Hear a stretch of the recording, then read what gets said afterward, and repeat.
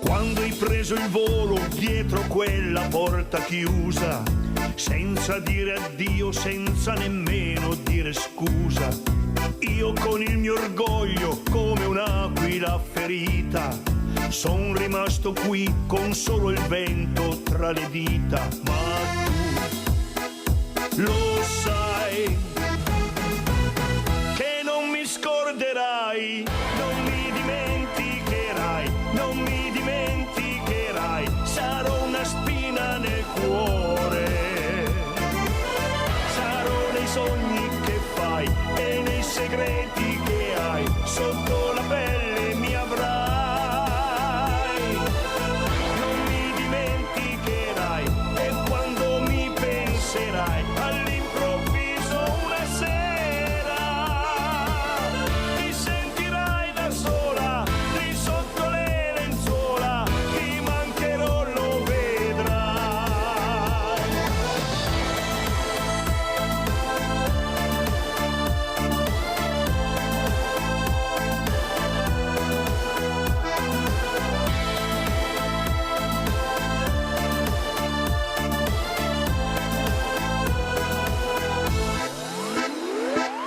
Mi hai lasciato solo il tuo profumo da abbracciare, notti, giorni e bei momenti via buttati a mare, con l'anima in gola e senza fiato per gridare.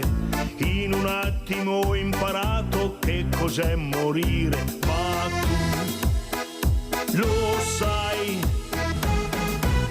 che non mi scorderai, non mi dimenticherai, non mi dimenticherai, sarò una spina nel cuore, sarò nei sogni che fai e nei segreti che hai, sotto la pelle mi avrai,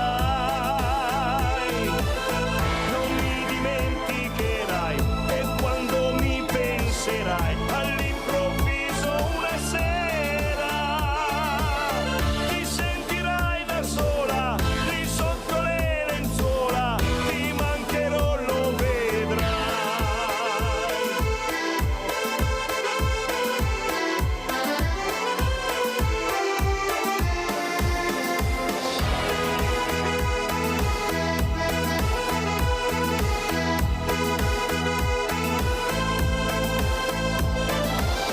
Non mi dimenticherai e quando mi penserai all'improvviso una sera ti sentirai da sola, lì sotto le lenzuola, ti mancherò, lo vedrai. Ti sentirai da sola, lì sotto le lenzuola, ti mancherò, lo vedrai.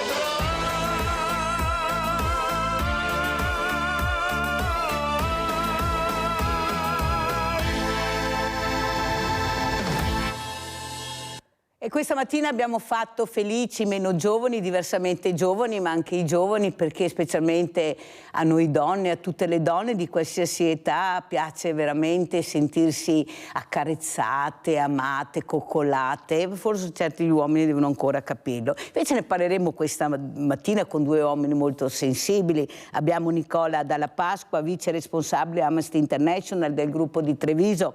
Buongiorno Nicola, grazie di essere qui. Buongiorno Vidella. E abbiamo anche collegato Raffaele Raduzzi, referente Pro Italia, che è stato anche deputato, perciò ci racconterà questa esperienza da giovane uomo che è sceso in politica, calato in politica, non si sa mai che verbi usare, perché veramente salire, scendere, uscire, entrare, cambiare casacca, ci racconterà un po' di cose.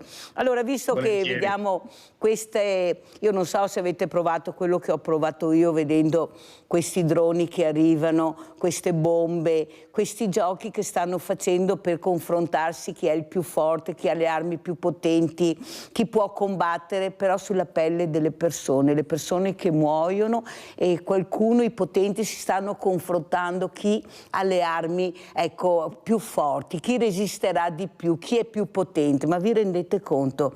Eppure la storia avrebbe dovuto insegnare qualcosa, non gliene frega assolutamente niente, basta il potere, il dio denaro che non basta mai, anzi stanno cercando di coinvolgere altri stati per averne sempre di più, perché le armi costano tantissimo, queste guerre che non finiscono mai. Nicola Dalla Pasqua come ci racconta queste battaglie navali e non solo navali che stanno facendo questi giochetti? Ecco, adesso ti avviso che arrivo là, preparati perché arrivo. Prego Nicola. Sì, sì, è come dici tu Mirella, purtroppo sembra tutto visto da lontano come un gioco, perché ci sembra è talmente distante che noi dopo passiamo anche da una notizia all'altra, magari con troppo nonchalance, ecco, per cui anche il modo di presentare le notizie sarebbe da discutere. A parte questo, sì, questo qua, la questione israelo-palestinese sappiamo che è una questione che dura ormai da più di 60 anni e in questo ultimo periodo purtroppo ha raggiunto livelli che abbiamo fatto fatica a vedere nel passato.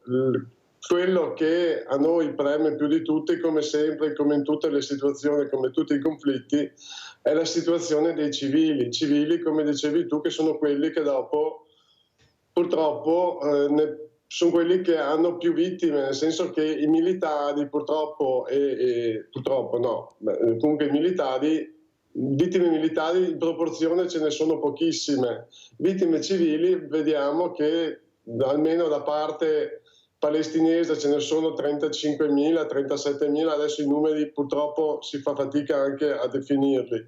Da parte israeliana ce ne sono circa 1.500, 2.000 e sono sempre esseri umani, cioè quello che manca, come dicevi tu, è che tutto sembra un gioco, quindi tutto viene fatto sulla testa delle persone, faccio questa cosa perché così dopo magari provoco quell'altra ed è tutto così. Ci si dimentica sempre poi di coloro che subiscono le conseguenze di questi atti, per cui Amnesty la prima cosa che fa quando in tutti i conflitti, quello in Ucraina, quello in appunto qua Israele e Palestina, quello in Sudan di cui ci dimentichiamo che è in corso da circa un anno, è la protezione dei civili. La prima cosa che bisognerebbe porre in essere è la protezione dei civili. Purtroppo vediamo che questo non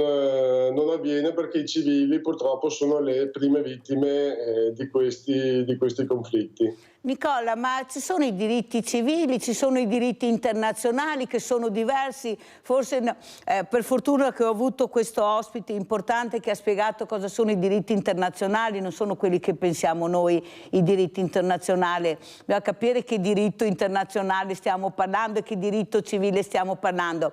Però cosa dice Amnesty International a livello internazionale? Ecco, come si sta comportando? Come vi state muovendo, Nicola? Guarda, come ti dicevo, noi il nostro modo di agire, diciamo, rimane più o meno lo stesso, nel senso che noi abbiamo diversi livelli in cui agiamo. Noi siamo un organo consultivo all'Organizzazione delle Nazioni Unite, siamo all'interno dell'Unione Europea sempre come associazione a quale fare un riferimento per le tematiche dei diritti umani. Noi come movimento internazionale che coinvolge circa 7 milioni di persone proponiamo degli appelli, proponiamo delle forme di pressione, cerchiamo di uscire nelle strade per sensibilizzare nelle varie forme possibili, diciamo, la popolazione. Quindi come Amnesty International, diciamo, abbiamo diverse modalità di coinvolgimento delle persone, quindi quella cosa che facciamo sempre, quella per cui Amnesty è conosciuta, diciamo, appunto sono gli appelli, per cui noi chiediamo di andare anche per quello che riguarda l'Italia, sul sito di Amnesty, che è www.amnesty.it, e firmare gli appelli. Ce ne sono tantissimi, quelli relativi ai conflitti, ma quelli relativi anche ad altre situazioni più dimenticate. Quindi, e poi un'altra cosa che ci tengo a dire, il lavoro di Amnesty è un lavoro che da un certo punto di vista è un lavoro abbastanza dico tra virgolette semplice, nel senso, perché tu prima richiamavi il diritto internazionale, che cos'è, che cosa non è. Ecco, noi richiamiamo gli Stati al rispetto di trattati internazionali, di leggi che loro stessi hanno deciso di firmare. Quindi noi non andiamo oltre, non chiediamo cose impossibili. Chiediamo semplicemente che rispettino delle leggi e dei trattati che loro stessi si sono dati, senza nessuna costrizione, perché li hanno firmati a livello di Stati. Eppure c'è qualcuno, Nicola, che firma ma non rispetta dopo, e questo qualcuno poi danneggia tutti quanti, perché se ne frega altramente di quello che ha firmato, e questo vuol dire qualche dittatore, sto parlando, che non gliene frega. Prego, Nicola. Tante volte, scusami Mirella, serve soltanto per fare bella figura, capito? Quindi di dire sì, ho firmato questo trattato, poi tanto se uno non lo rispetta, vai a sapere, vai a capire quando ci saranno i tempi e i modi per farglielo notare. Noi più di questo non possiamo fare, cerchiamo di sensibilizzare, coinvolgere, far conoscere le varie situazioni, e quindi la nostra... per quello che riguarda l'attività dei gruppi, l'attività sul territorio. Dopo, come dicevo, ci sono tutta una serie di altre attività a livello governativo, a livello internazionale, che vengono svolte, attività di lobby, di pressione anche a quei livelli, che vengono svolti da persone di Amnesty che sanno come operare in quelle situazioni. Dopo ci sono ricercatori anche che vanno nei posti dove ci sono le violazioni dei diritti umani, dove ci sono i conflitti, per documentare, diciamo, e avere dei report sempre puntuali per denunciare appunto le violazioni dei diritti umani. Quindi l'attività di Amnesty, diciamo, è molto, molto complessa e molto variegata, purtroppo ci vorrebbe un bel po' di tempo per spiegarla. Però ma hai spiegato bene, Nicola, perché non è la prima volta che vieni a Sveglia Veneti, e hai portato anche dei video che adesso vedremo. Prima incontriamo anche l'altro ospite, così conosciamo anche Raffaele Raduzzi, che è un amante del bello, un amante di promuovere questo territorio meraviglioso che abbiamo, perché veramente siamo belli. Non a caso ci chiamano il bel paese, Narduzzi, ma siamo così bravi, Narduzzi, a promuovere il territorio, le bellezze del territorio, oppure sti pacchetti mancano? Cioè io ho capito che abbiamo Venezia, ma abbiamo anche tante altre realtà oltre a Venezia. Narduzzi, cosa ci racconta? Allora, intanto grazie ancora per l'invito. Diciamo che per ricollegarci al discorso che si faceva, la politica potrebbe... Si è bloccato, vediamo se riprende. Sì.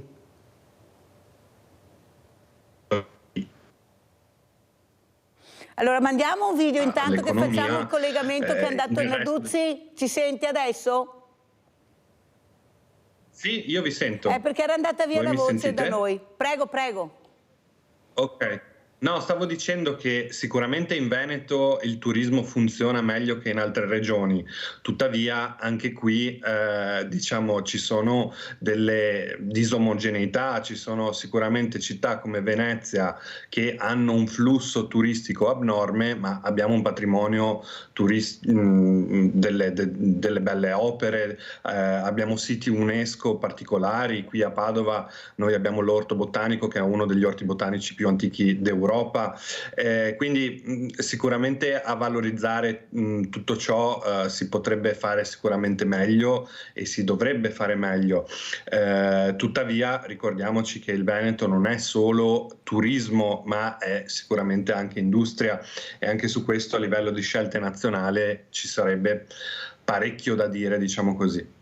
Bravo, bravo Raduzzi, mi fa piacere che l'abbia detto anche lei, ci sarebbero parecchie cose da dire, ma noi le diciamo, almeno cerchiamo di dirle, perché veramente dovremmo vivere di turismo, di agricoltura, perché questo è il nostro paese. Ecco, abbiamo anche grandi industriali, è vero, ma abbiamo anche questo territorio che è talmente bello, lo stivale d'Italia, ma è talmente bello che forse proprio perché non c'è stata questa promozione, questo investimento nella promozione di questo paese meraviglioso da nord a sud-est, est a ovest, che non ce l'abbiamo fatta anche agli italiani a far capire che forse se visitassero di più il nostro paese. Avete visto con la pandemia cosa è successo? Visto che non si poteva andare all'estero, hanno iniziato e si sono accorti che forse tutto sommato questa Italia offre di più di quello che pensavano e sono rimasti anche a bocca aperta delle volte dal loro territorio, pensate. Allora andiamo a vedere questo video, vediamo quello che mette la regia di Amnesty International.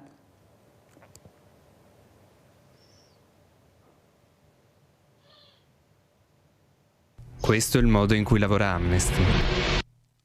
Riceviamo una segnalazione. In questo momento nella Repubblica Centrafricana c'è un ragazzo di 12 anni che ha visto uccidere la sua famiglia e a quanto pare non è l'unico. Abbiamo mandato ricercatori per capire esattamente cosa stava succedendo. Siamo i primi sul campo. Il rapporto che ne è seguito dice è pulizia etnica. Crimini contro l'umanità vengono commessi in segreto. Facciamo conoscere quello che sta accadendo. I nostri sostenitori sono i primi a sapere e agiscono velocemente. Fanno pressione sull'ONU, chiedono l'impiego di peacekeepers per evitare un altro Ruanda. I media riprendono le notizie e queste vengono sempre più diffuse. Nei momenti di crisi i nostri sostenitori organizzano formazioni e azioni. Incontriamo parlamentari e li sollecitiamo a usare tutti i loro poteri diplomatici. La spinta aumenta e presto avremo la notizia che Abdul sta aspettando. I peacekeepers stanno arrivando per aiutare il paese a essere di nuovo un posto sicuro. Ma nulla di tutto questo può accadere senza di te. Rispondi alla chiamata. Dona ora.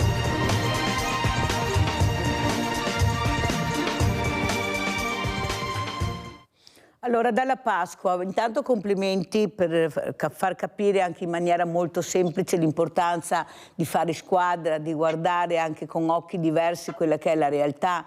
Ecco, perché il mondo è di tutti, c'è un unico mondo, ci siamo dentro tutti, ognuno dovrebbe fare la sua parte. Cosa dice? Ma anche a livello di giovani, ecco, io volevo chiedere anche a Nicola come vede la situazione dei giovani che sono poco propensi al mondo del volontariato, ecco, forse perché culturalmente anche non li abbiamo abituati, a parte le parrocchie, la Caritas, poi quando io ho le associazioni si fa fatica. Voi invece riuscite, ecco, proprio come Amnesty, ad attirare la loro attenzione, a intrigarli, perché voi avete i giovani, o sbaglio Nicola? Sì, noi sui giovani puntiamo da sempre, nel senso che l'attività nelle scuole per Amnesty è sempre stata un'attività fondamentale, l'attività di educazione ai diritti umani per Amnesty è sempre stata uno dei pilastri, diciamo, del proprio agire sul territorio, per cui per noi cominciamo già dalle elementari, per cui dopo medie, superiori, ci sono tutta una serie di attività determinate, ovviamente proporzionate a livello di età, con le quali cerchiamo di coinvolgere appunto i giovani. Poi abbiamo anche altre cose in cui cerchiamo di coinvolgere, che da 10-15 anni a questa parte vengono svolti anche dei campi estivi, per cui invito anche proprio i giovani ad andare a consultare proprio sul sito di Amnesty questo tipo di cosa per potersi poi eventualmente prenotare e partecipare, e quindi il far ritrovare giovani di tutta Italia, diciamo, in diverse situazioni in cui si parla, si lavora, si agisce per far conoscere meglio i diritti umani. Noi personalmente come territorio, come attivisti, anche lì ti dico, purtroppo a volte, come ben sai, il volontariato va un po' a ondate, a periodi. Attualmente, insomma, per quello che riguarda, adesso dico la realtà che conosco meglio, diciamo, quindi quella del gruppo di Treviso, senz'altro abbiamo diversi giovani coinvolti, ci sono anche persone, come usiamo dire, meno giovani, tra virgolette, però c'è un bel mix di persone, insomma, che riesce a lavorare, a agire e a cercare il più possibile di far sentire la propria voce sul territorio, a lavorare, a far risaltare, diciamo, gli argomenti che ci stanno particolarmente a cuore. Quindi sì, dopo magari ti dico, ci sono periodi in cui riusciamo di più a coinvolgerli, altri di meno, però noi cerchiamo per quanto possibile di fare la nostra parte, di coinvolgerli nelle nostre attività, perché tuttora stiamo svolgendo anche delle attività nelle scuole, insomma, per cui dopo, sai,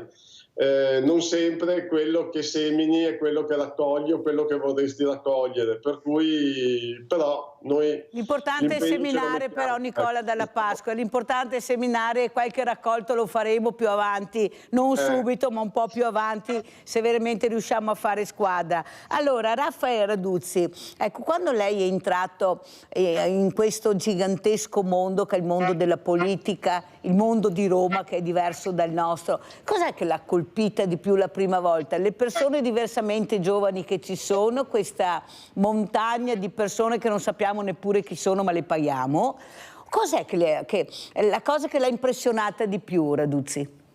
Ma allora, sicuramente ci sono persone, chiamiamole con esperienza per essere gentili, con parecchia esperienza lì giù a Roma, e che insomma ogni tanto sembra abbiano un po' dell'attack dietro il sedere, perché le poltrone sono molto comode. Detto ciò, quello che mi ha impressionato proprio a livello architettonico del Parlamento è questo senso di vacuità del tutto, di essere in un mondo a sé, una specie di bolla in cui produrre qualcosa di concreto è forse un di più. Si stava lì a chiacchierare, a parlare, a trovare la strategia migliore per essere rieletti, per vincere questa o quella elezione. Cioè, ho trovato un mondo molto e parecchio scollegato da quella che è la realtà che i cittadini comuni vivono ogni giorno. E con questo non voglio fare di tutta l'erba un fascio, perché ho trovato colleghi anche di svariati schieramenti che effettivamente erano lì con l'idea in testa di difendere un qualche diritto, portare a casa una tale legge, fare comunque qualcosa di bene per la comunità, ma il contesto generale era quello di fare carriera, rimanere lì più a lungo, preoccuparsi di se stessi in primis, e quindi un po' diciamo i luoghi comuni, un pizzico di verità ce l'hanno sempre, direi. Raduzzi, ma non è che su questo transatlantico enorme ognuno ha la propria scialuppa, ecco, con i suoi marinai, con le sue cose, e tutto il resto è noia, che saremo noi? Sì, decisamente. Io poi sono stato parlamentare nella scorsa legislatura, sono entrato col Movimento 5 Stelle e ne ho preso le distanze quando questo ha fatto delle scelte, secondo me, totalmente in conflitto con il mandato ricevuto dagli elettori, e quindi abbiamo creato un gruppo ad hoc che è stato praticamente l'unico gruppo a fare opposizione al governo Draghi, e dopo sono entrato in Pro Italia, che è un partito totalmente nuovo che sta cercando di farsi conoscere. Detto ciò, in quei 5 anni, anzi 4 anni e mezzo, noi abbiamo visto governi di ogni colore, culminati col governo Draghi, che è stato un governo che teneva in piedi dall'estrema sinistra all'estrema destra, con sostanzialmente un programma di dare tutto in mano a dei ministri tecnici, e voglio dire, adesso ne paghiamo un po' le spese, perché noi eravamo tra i pochi a votare contro, ad esempio, rispetto all'invio di armi. Prima si parlava di invio di armi nel teatro israelo-palestinese, ma ricordiamoci che è ormai 2 anni e mezzo che c'è una guerra in Ucraina, su cui noi come paese abbiamo speso miliardi sia in assistenza finanziaria, sia come invio di armamenti, munizioni. Diciamo, il nostro paese ci ha investito così tanto, e adesso cosa leggiamo? Che pare che la Russia stia riguadagnando posizioni, riguadagnando terreno, e adesso si stia parlando di mediazione. Quindi ci siamo arrivati dopo 2 anni e mezzo in cui sono morti forse 1 milione di persone su sul campo, forse 1 milione no, ma 500.000 sicuramente, aggiungiamoci feriti, aggiungiamoci gli sfollati, aggiungiamoci situazioni veramente precarie, con un paese dilaniato anche dalla corruzione, dilaniato da un debito sempre più crescente e da un'economia che sostanzialmente è al collasso, e capiamo che le scelte che il nostro paese ha fatto negli ultimi anni, ma direi decine di anni, non rispondono più al proprio interesse, ma rispondono all'interesse di qualche altro paese di cui ci accodiamo come al solito, no? Molto chiaro, Raduzzi, e ringrazio per questa esposizione che ha fatto per far capire anche a noi cosa vuol dire vedere questo transatlantico enorme, vedere queste persone che cercano di dirci qualcosa, ma facciamo fatica a capire quello che ci dicono, perché non ce lo dicono, non c'è trasparenza. Ecco, vai su internet, guarda il sito, ma noi abbiamo anche un popolo di diversamente giovani che ha il diritto di sapere, di capire che non è pratico con questi nuovi strumenti, con questa tecnologia.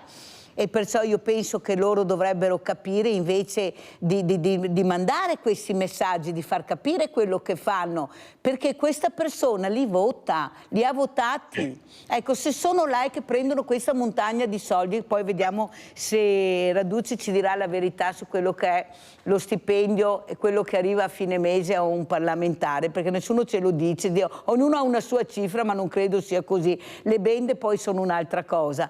Però capite che a casa questa anche astensione al voto è dovuta a questa anche poca trasparenza. Voto una persona con un partito, poi lo vedo da un'altra parte, non mi spiega il perché, hanno creato sto gruppo misto. Allora, Nicola Dalla Pasqua, ecco, sentendo anche questo giovane uomo che ha deciso di impegnarsi, perché lui si è impegnato, bisogna avere anche il coraggio di dire quella che è la, perché bisogna criticare, ma bisogna anche impegnarsi, però allora puoi anche dopo criticare. Ecco, cosa vorrebbe dire a Raffaele Raduzzi, proprio come volontario, come giovane uomo anche lei, che sta cercando di dare un messaggio, anche voi state dando un messaggio di pace, la conservazione del bello, del territorio, perché i politicanti prima o dopo passa, perché i mori anche ora, cioè non sei chi sta qua in eterno, ma questo patrimonio, questa meraviglia che abbiamo in tutto il mondo dovrebbe essere di tutti noi, non è che appartiene solo a quel popolo, e conservare il bello dovrebbe essere proprio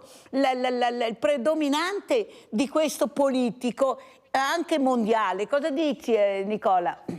Sì, guarda, io qua adesso ti risponderò un po' più a livello personale, diciamo che a livello amnistiano, ma dopo magari le cose si uniranno anche, nel senso che io penso banalmente, cioè ognuno di noi ha delle proprie prerogative, ha delle proprie qualità, ha delle proprie inclinazioni, quindi ognuno di noi dovrebbe, ed è quello sempre che ho pensato, dovrebbe impegnarsi in qualcosa, piccolo o grande che sia, per tanto tempo, poco tempo, ecco, dopo ognuno sceglie le proprie modalità, però dovrebbe avere una qualche forma di interesse per far sì che la cosa che gli sta più a cuore possa venire valorizzata e difesa. Quindi io sono sempre stato un fautore anche per quello che riguarda l'attività di Amnesty, del gruppo di Treviso, ma anche in generale proprio di Amnesty a livello regionale o italiano, internazionale, che dell'unire le forze. Ecco, per cui ci sono degli argomenti comuni, voglio dire, col quale anche noi ci uniamo con altre organizzazioni internazionali o associazioni locali, dopo a seconda del tipo di attività che vogliamo fare, e che facendo così abbiamo visto che i risultati sono migliori, quindi si riesce a far conoscere di più, si riesce a far conoscere meglio, si riesce a coinvolgere più persone.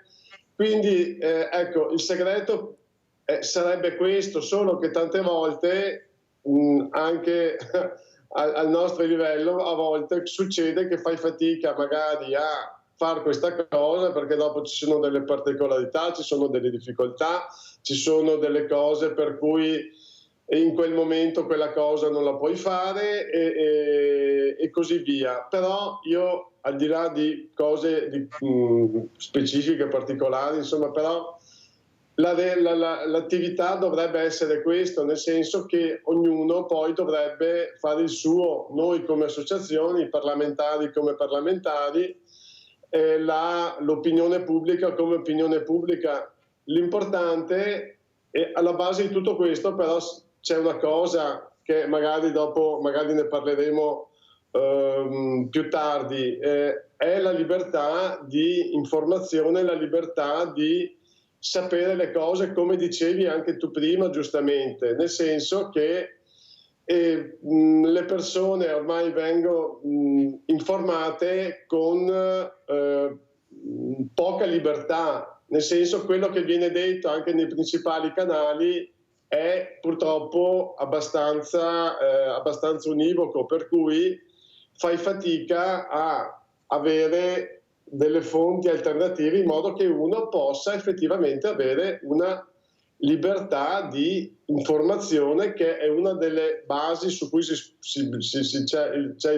il lavoro di Amnesty. Quindi Amnesty è nata sulla libertà di opinione e di espressione, per cui per noi questo argomento è sempre e sempre sarà, diciamo, una delle basi del nostro lavoro, quindi cerchiamo in tutti i modi di diffondere e di far sì che tutti possano accedere alle informazioni, in modo che dopo ognuno possa formarsi la propria opinione e fare il proprio per migliorare per quanto possibile la situazione attuale. Allora andiamo a vedere anche le immagini della Cappella degli Scrovegni, questa meraviglia che abbiamo nel nostro territorio, qui anche a due passi fortunatamente, fortunati noi, ecco, per capire quanta bellezza ci circonda. Forse basta alzare gli occhi al cielo e siamo dei musei a cielo aperto, e poi guardate, quando entriamo, e qua coinvolgo Raffaele Raduzzi, su queste bellezze che abbiamo, su questi turisti che io penso che quando tornano a casa pensano: ma dove sono andata, cosa ho visto, da non credere. Prego Raduzzi, prego. Beh, da padovano ovviamente vedere le immagini della Cappella degli Scrovegni mi riempie di orgoglio, e mi pongo anche una domanda, cioè la nostra società è più in grado di creare del bello inteso in senso ampio? Secondo me no, cioè vediamo che al massimo si riesce a ricavare, magari quando c'è una lottizzazione comunale o eccetera eccetera, un po' di spazio verde con 2 parchetti e morta lì, ma noi come società ci stiamo disabituando al bello, da un lato perché non lo studiamo più a scuola come si deve, dall'altro perché adesso non voglio fare una critica all'architettura moderna e a quello che vediamo, però a livello residenziale vengono edificati dei cubotti tutti uguali, e a livello, diciamo, di edilizia pubblica sicuramente certe cose ce le sogniamo, e quindi da un lato sì, bisogna valorizzare quello che già abbiamo, però mi viene da chiedere ai posteri, la nostra società, noi che cosa lasceremo di bello al futuro? Boh. Bravo, è proprio noi lasceremo i cubi, perché sono molto di moda, sì, esatto. I cubi adesso, noi abbiamo i cubi come futuro per i nostri ragazzi, ecco, questo cemento di cubi. Avete visto la bellezza della Cappella degli Scrovegni, ma l'avete vista veramente? Allora, siccome avete bloccato il centralino, avete capito che avete bloccato il centralino, vedremo se riusciremo a farlo funzionare nella seconda parte, però al momento andiamo in pubblicità, siete proprio forti, pubblicità.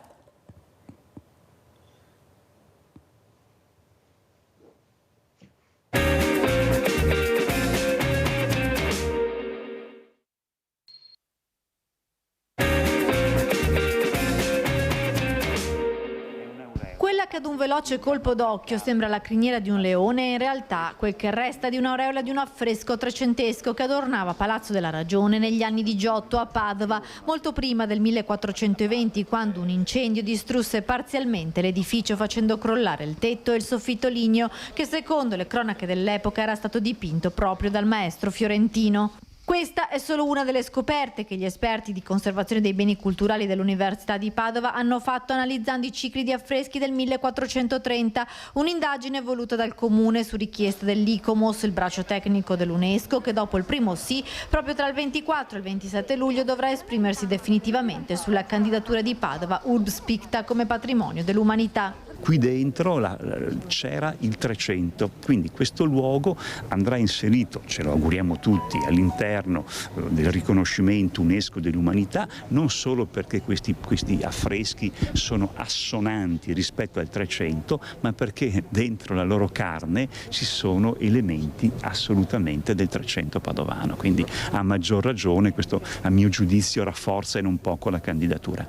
Oltre alla criniera del leone, gli studiosi del centro Ciba dell'Università di Padova hanno trovato evidenze del 300 rilevate dallo scanner nel dipinto di un angelo, una conferma ulteriore dell'esistenza di cicli pittorici realizzati nel 300 e che secondo i documenti sarebbero stati eseguiti da Giotto e dalla sua bottega. Per la prima volta all'interno del Salone del Palazzo della Ragione abbiamo applicato congiuntamente termografia infrarosso unite a imaging multispettrale e analisi con scanner a luce strutturata per analizzare i vari strati partendo dalla superficie sino a ciò che sta sotto la superficie visibile del 400, quindi alla ricerca di resti del 300. Le tecniche usate dagli esperti hanno rilevato con gli infrarossi la presenza di vecchi buchi dove nel 300 erano allocate le travi dell'antico solaio ligneo, distrutto nell'incendio del 1420 e di cui rimane traccia solo in un affresco all'interno di Palazzo della Ragione.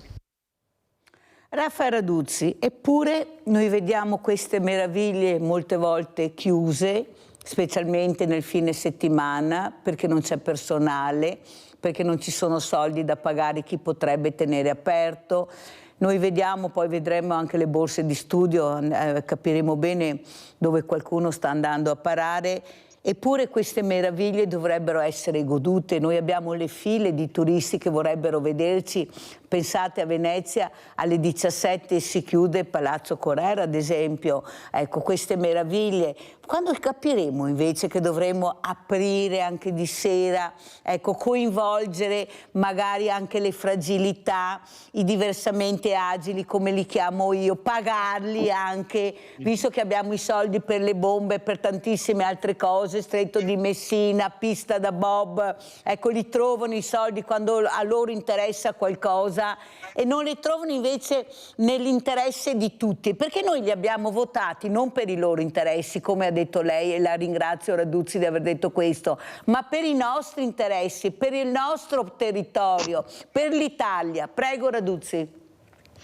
Beh, sicuramente se uno va a vedersi un po' negli ultimi 15 anni come sono andate le finanze pubbliche, si accorge che ci sono stati anni in cui i tagli sono stati veramente pesanti. Penso al periodo Monti, per dire, ma non solo, perché in generale gli ultimi 15 anni sono stati caratterizzati da riduzioni di spesa e appunto questa riduzione di spesa molto spesso è stata rimandata, ribaltata agli enti locali, in particolare ai comuni. I comuni che poi a loro volta si trovano a cercare di tagliare le spese che a loro loro ritengono meno utili, no? C'è sempre a Roma, ma anche qui in Veneto, qualche politico che pensa che con la cultura non si mangi, e questo è il risultato.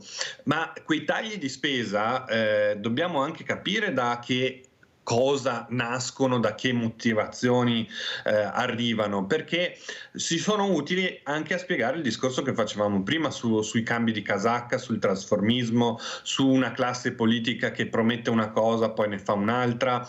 Sicuramente una parte di ciò è legato all'animo umano, alla volontà di tutelare i propri interessi personali per rimanere lì dove si è, in quella posizione precostituita.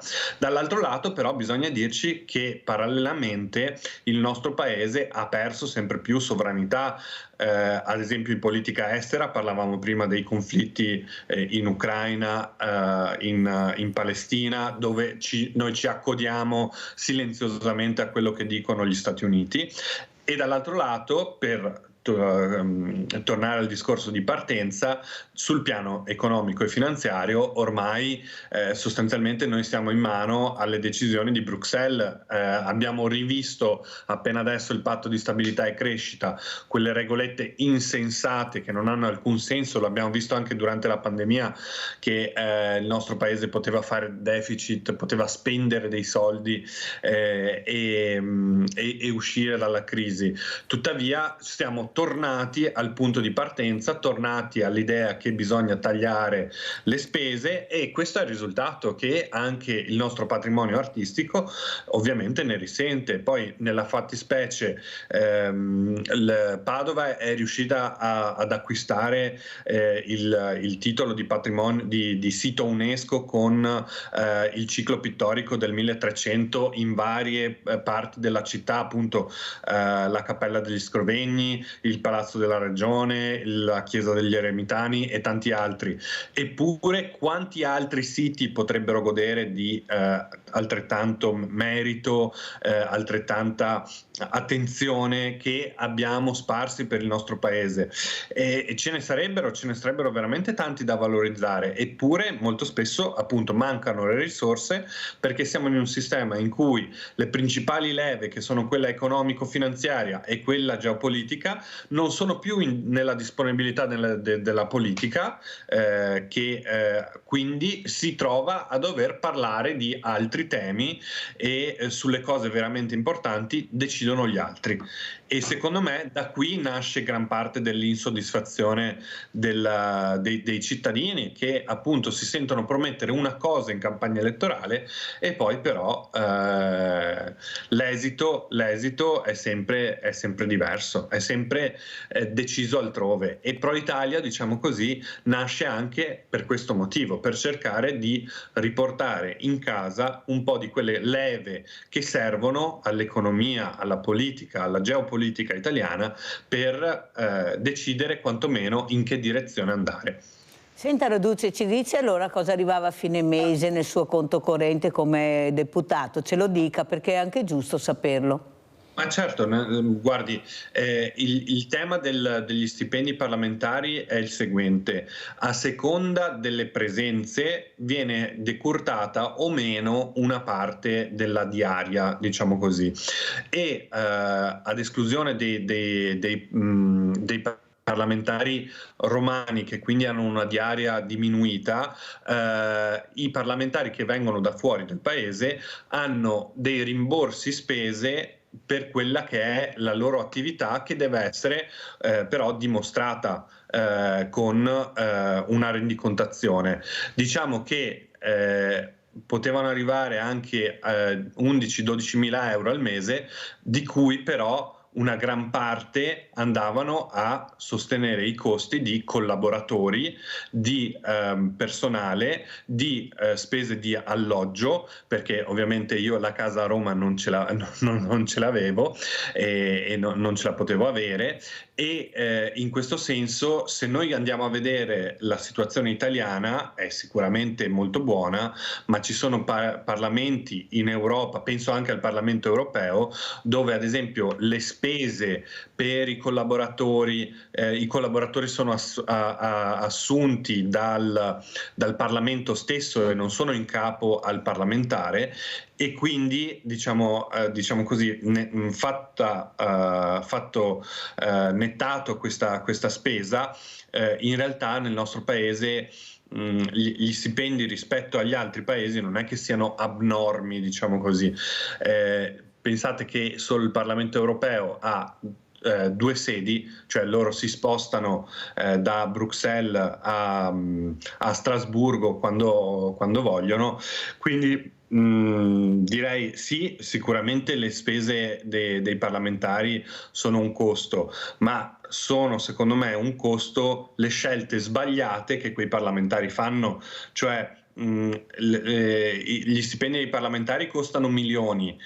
gli errori dei parlamentari costano miliardi al nostro paese, quindi No, ma era anche per capire, perché fino adesso abbiamo capito finalmente, allora abbiamo sentito gli 8.000 euro di un consigliere regionale, perché così è stato detto, e abbiamo sentito i 12.000 euro di un deputato, questa è la cifra. Sì. Poi ognuno ha le Sì, proprie però, spese. Mirella, Prego. ci tengo a precisare che quei 12.000 euro servivano per pagare 2 assistenti assunti. Sì, ma Raduzzi, guardi che con 12.000 euro si può pagare, Ci sono famiglie con 3-4 figli che vivono con 600-700 euro, perciò allora certo, ho capito le certo. spese, Raduzzi, ma no, ecco, stendiamo un velo pietoso, però Raduzzi, no, Mirella, però va benissimo, ce l'ha detto, va benissimo, la ringrazio, perché questa è... No, ma abbiamo capito, sappiamo, sì, abbiamo capito bene. Solo per mettere un punto, dato, lo dico solo perché stiamo parlando di questo tema.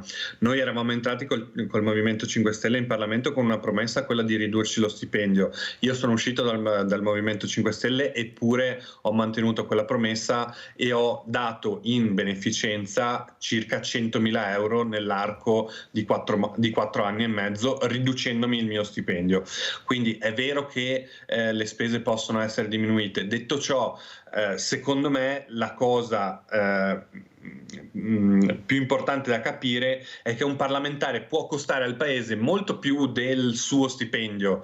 Se è un parlamentare che non lavora, o meglio che lavora contro gli interessi del paese, può far perdere non migliaia di euro. Sì, ma guardi che avevamo capito benissimo questo, l'aveva anche spiegato.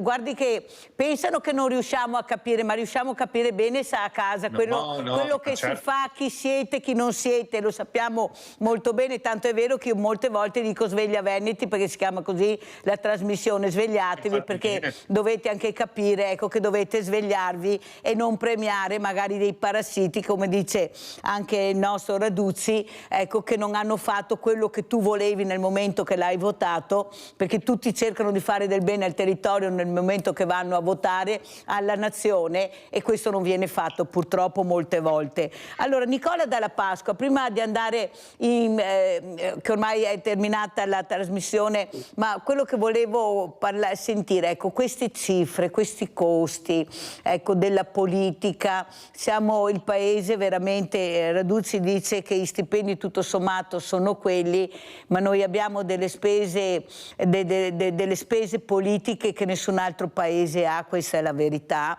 purtroppo, nel silenzio totale anche di quell'opposizione che dovrebbe fare opposizione anche in questo momento terribile, perché veramente l'operaio non può più vivere con 1.000 euro al mese, il pensionato non può più vivere con 600 euro al mese, perché qualcuno non ha messo loro i contributi, non ha pagato, perché questa è la verità. Oppure quando sono chiusi, hanno cessato di lavorare, non avevano la possibilità di pagarsi i contributi perché sono carissimi, perché bisogna anche dirle le cose come stanno, poteva pagare i contributi, sì, ciao. Allora, sentendo queste cifre, quello che voi vedete invece nel mondo, nel territorio, ma anche nei giovani, ecco, questi giovani che fanno fatica a trovare un equilibrio, il posto di lavoro, in Italia devono andarsene perché non riescono ad avere soddisfazione del loro studio, del loro percorso. Cosa ne pensa Nicola Dalla Pasqua di quello che ha detto anche Raduzzi? Ma guarda, noi, la nostra attività, diciamo, prevede, diciamo, marginalmente dopo che ci occupiamo, ecco, perché dopo ci sono magari tante, come dicevo prima, ognuno dopo ha le proprie competenze, quindi magari ci sono altre associazioni che se ne occupano meglio. Certo, lo sperpero, diciamo, di attività, di soldi, diciamo, in varie cose. Mi è piaciuto molto quello che ha detto Raduzzi, diciamo, sul fatto che magari puoi fare più danni non tanto con i 10.000 euro che prendi, ma con quello che fai o non fai, diciamo, sui danni dopo provocati con la tua attività, togliendo risorse al paese. Quindi sicuramente questo è un argomento che dovrebbe essere affrontato, diciamo, in maniera, ci dovrebbero essere, diciamo, delle associazioni ecco, non dico per toglierci, diciamo, da questo problema, però noi ci occupiamo principalmente magari di altre situazioni che certo dopo vanno a cascare poi sulla giustizia sociale, perché ovvio, se hai meno soldi a disposizione, dopo puoi magari costruire meno case, puoi dare meno contributi alle persone che hanno bisogno, puoi dare a disposizione delle persone meno servizi. Adesso guardiamo un po' anche a livello italiano quella che è la situazione del servizio sanitario, insomma parlavamo prima dell'esportazione di armi, per cui questo è un paragone facile che si legge, diciamo, parecchio anche sui media, sull'informazione in generale, per cui i soldi per le armi ci sono per l'Ucraina o per Israele, mentre dopo magari per andare a fare un esame devi aspettare mesi o anni, insomma, per cui questo è una cosa che si può dire così, insomma, da Chito, ecco, e questo qua riguarda, diciamo, poi in un certo senso anche quella che è l'attività di Amnesty, perché Amnesty poi si occupa anche dei diritti sociali ed economici, per cui ci siamo occupati anche in passato di campagne sui diritti, insomma anche sui diritti abitativi, sui diritti alla corretta informazione per quello che riguarda l'ambito sanitario. Quindi non sono argomenti di cui non ci occupiamo, magari ce ne occupiamo andando a supporto di altre associazioni che magari sono più specifiche e lavorano meglio su determinati, appunto su questi argomenti. Quindi Amnesty, lo sai, insomma, come dicevo prima, è un'organizzazione internazionale che conta circa 6-7 milioni tra soci, tra sottoscrittori, insomma, dopo sostenitori, quindi in varie forme, e quindi quando si mette in gioco è ha una risonanza, insomma, importante, per cui bisogna dopo un attimo capire quando puoi essere tu a fare direttamente la differenza e quando invece è il caso di lasciare a qualcun altro il lavoro di ricerca e poi tu vai a supporto, diciamo, del lavoro per metterlo in evidenza. In pratica, quindi molto chiaro dalla Pasqua. Allora, prima di salutare andiamo a vedere questo servizio che lo trovo molto importante anche per Raffaele Raduzzi, che poi lo commenterà. Andiamo veramente in regione per le borse di studio. Andiamo a sentire cosa è successo.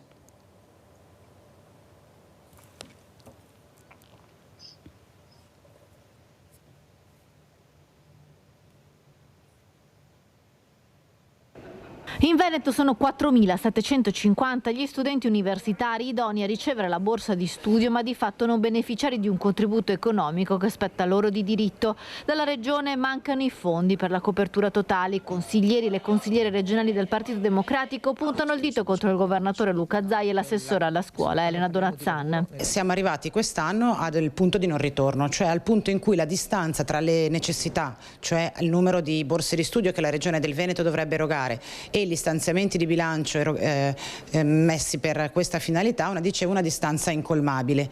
La Regione del Veneto investe 8 milioni di euro per il pagamento delle borse di studio, ad oggi ne mancano 22 di milioni per l'erogazione delle borse. Il confronto poi con una regione come l'Emilia-Romagna, simile al Veneto per numero e grandezza di atenei, è schiacciante. La Regione Emilia-Romagna, spiega il PD Veneto, mette a disposizione 43 milioni di euro per le borse di studio. Dunque, secondo Camani, la scelta del Veneto è meramente politica. Io penso sia una scelta politica per una serie di ragioni. La prima è che il sottofinanziamento dura da diversi anni, non è un caso di quest'anno, e quindi non si è mai voluto investire nell'università. L'assessore Donazzan ha certamente sempre preferito investimenti nella scuola privata o nella scuola di formazione, lo dico con una battuta: tanti operai e pochi dottori, e quindi gli ITS, gli academy, le scuole di formazione, ma la scuola pubblica dimenticata dall'assessore Donazzan. E poi, diciamo, in generale un'avversità della destra a costruire una classe dirigente. Il PD Veneto chiede alla Giunta di rivedere gli stanziamenti di bilancio.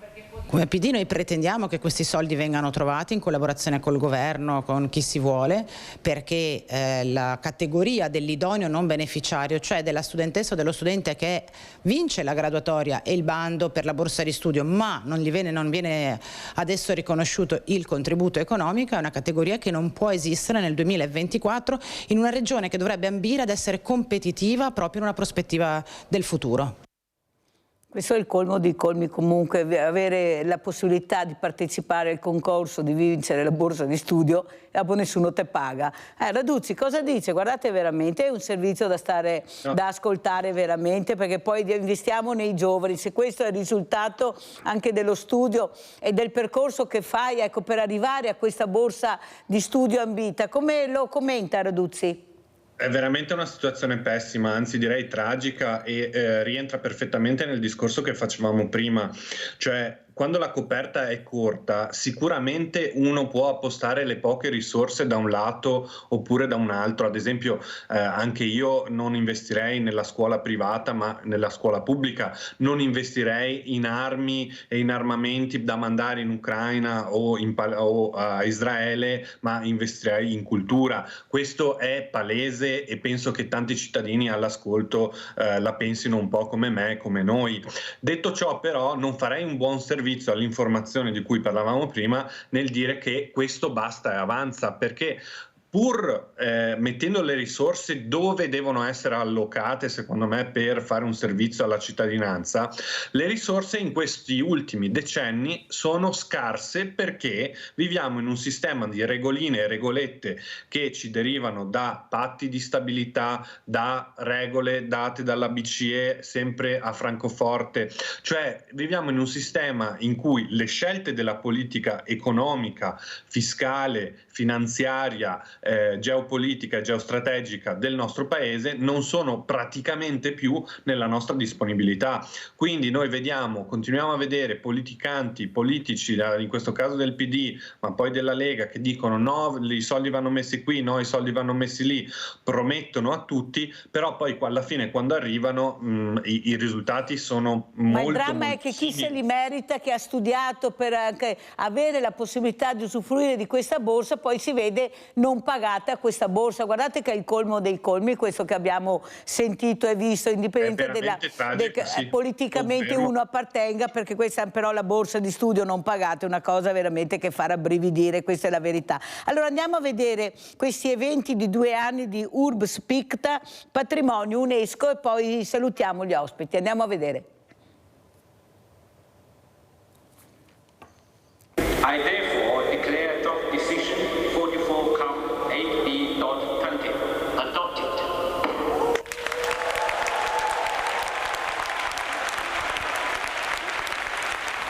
Il 24 luglio 2021 la notizia tanto attesa fa esplodere la gioia a Palazzo della Ragione. I cicli affrescati del 300 di Padova Urbs Picta diventano patrimonio mondiale UNESCO, un riconoscimento che a distanza di 2 anni ha rilanciato il turismo a Padova, portando il settore a rinascere dopo i mesi bui della pandemia.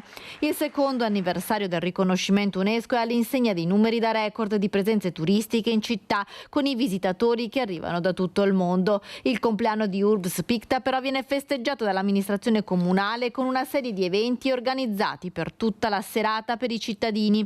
L'iniziativa Patrimonio Mondiale Tocca a Te racchiude eventi speciali dedicati proprio ai padovani. A Palazzo della Ragione protagonisti saranno i segni zodiacali, le arti e i mestieri con i negozianti di sotto il salone. Alla Cappella degli Scrovegni verrà spiegato come funziona il sistema di protezione degli affreschi, mentre agli eremitani si scopriranno i segni lasciati dai bombardamenti della Seconda Guerra Mondiale. Visita lume di candela alla Cappella della Reggia Carrarese, apertura speciale dei cantieri del Battistero del Duomo, ingresso libero.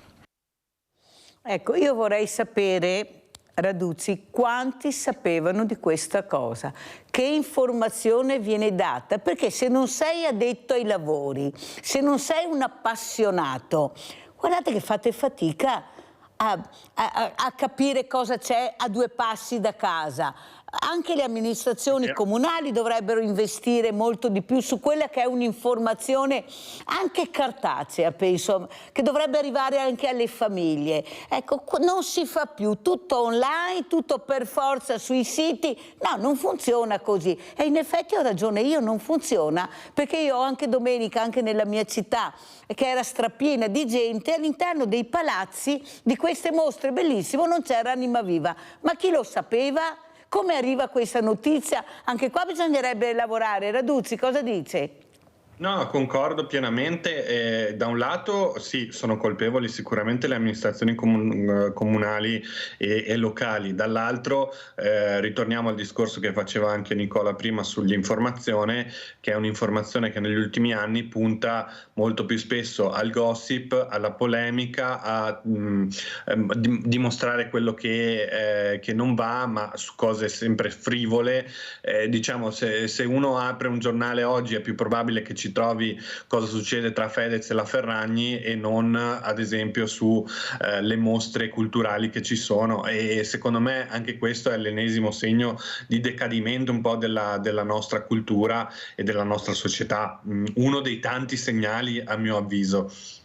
Molto chiaro, Raduzzi, anche perché io penso che anche un bel schermo nelle piazze principali, nella piazza principale o nelle piazze private, basterebbe uno, perché tu oggi puoi vedere questo gratuito a pagamento, non sarebbe male, perché ripeto, non tutti, io ho visto anche molte famiglie, ho visto molti diversamente giovani seduti nei bar e magari non sapevano di queste mostre bellissime che c'erano all'interno di questo centro storico meraviglioso che abbiamo, dei centri storici. Ad esempio sono andata a Follina 2 domeniche fa, cioè la morte eterna, lo dirò anche al sindaco, non c'era niente. Tutto chiuso, eppure c'è una delle abbazie più importanti, l'abbazia di Follina, abbiamo un percorso anche turistico con delle passeggiate meravigliose, le filande, eppure non si investe, ecco, costa troppo, i sindaci hanno la coperta corta e passano il cerino giustamente, però questa è la verità.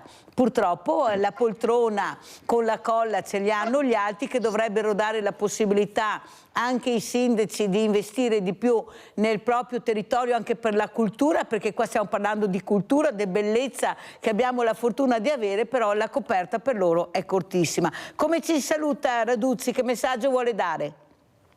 Ma io vi direi di informarvi sulla politica, di cercare, come si diceva prima, anche delle fonti alternative rispetto ai telegiornali o ai giornali classici, di guardare anche delle trasmissioni locali come questa, perché è qui molto spesso che si offrono anche dei punti di vista diversi.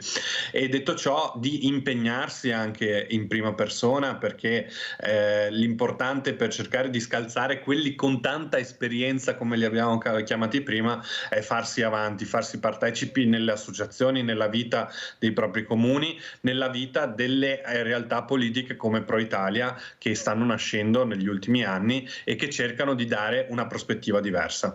Quindi vi ringrazio ancora per la partecipazione e un saluto a tutti gli ascoltatori. Grazie a Raffaele Raduzzi, referente Pro Italia. Sentiamo come ci saluta Nicola Dalla Pasqua, vice responsabile Amnesty International, gruppo di Treviso. Prego Nicola. Sì, Mirella, io volevo fare un piccolo punto, appunto stiamo parlando di libertà di informazione, di essere informati, e io volevo portare l'attenzione, non ci stancheremo mai di farlo perché lo facciamo ormai da diversi anni, sul caso di Julian Assange, che si trova in prigione, insomma, in Inghilterra da ormai 5 anni in isolamento, e ci sono continuamente delle udienze per cui la situazione, diciamo, è tuttora in continua evoluzione. L'ultima, la prossima sarà il 20 maggio, e per il quale Amnesty chiede appunto che vengano annullate tutte le accuse nei suoi confronti, perché lui non ha fatto altro che esercitare il suo diritto di informazione,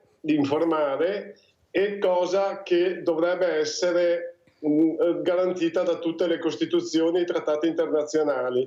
Invece lui per questo si trova in prigione ormai diciamo, tra il fatto che è stato in ambasciata e tra il fatto che si trova in prigione ormai dal 2011, quindi sono 13 anni. Quindi ecco, io chiedo che ci sia un maggiore interesse da parte delle persone. Andate anche sul nostro sito o su altri siti, su altri posti di informazione per informarvi rispetto a questa situazione se non la conoscete, perché è veramente importante, una cosa per conto mio proprio cruciale, che questo caso venga conosciuto e sul quale la gente dopo possa attivarsi. Grazie mille. Grazie anche a Nicola Dalla Pasqua. Però l'ultima parola, Nicola, l'ultima domanda ti faccio: come avete vissuto queste catene a questa ragazza del nostro territorio, questo collare, queste cinghie nel 2024 con queste, con questo far vedere cosa, cioè cosa poteva fare,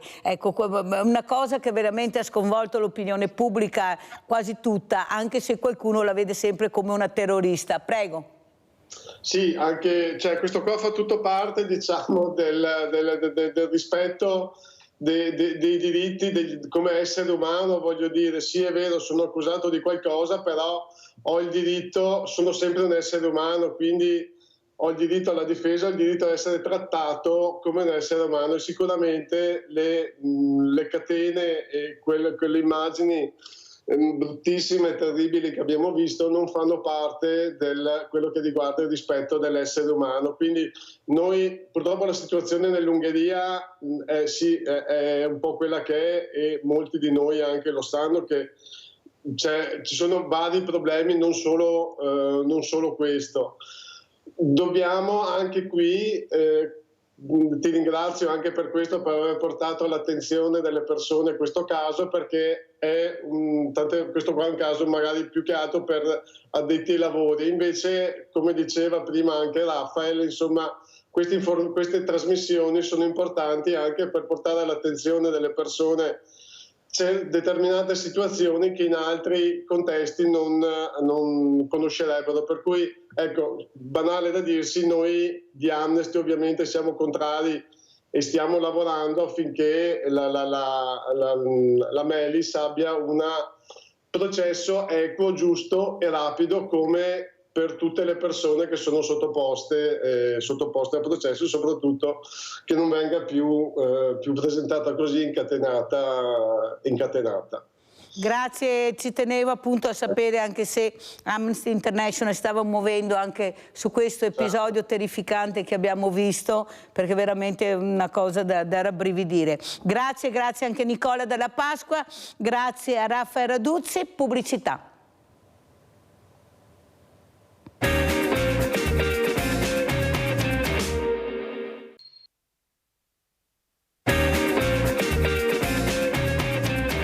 Siamo con un sindaco che a voi piace molto, che è Marco Della Pietra, sindaco di Spresiano, secondo mandato Fratelli d'Italia.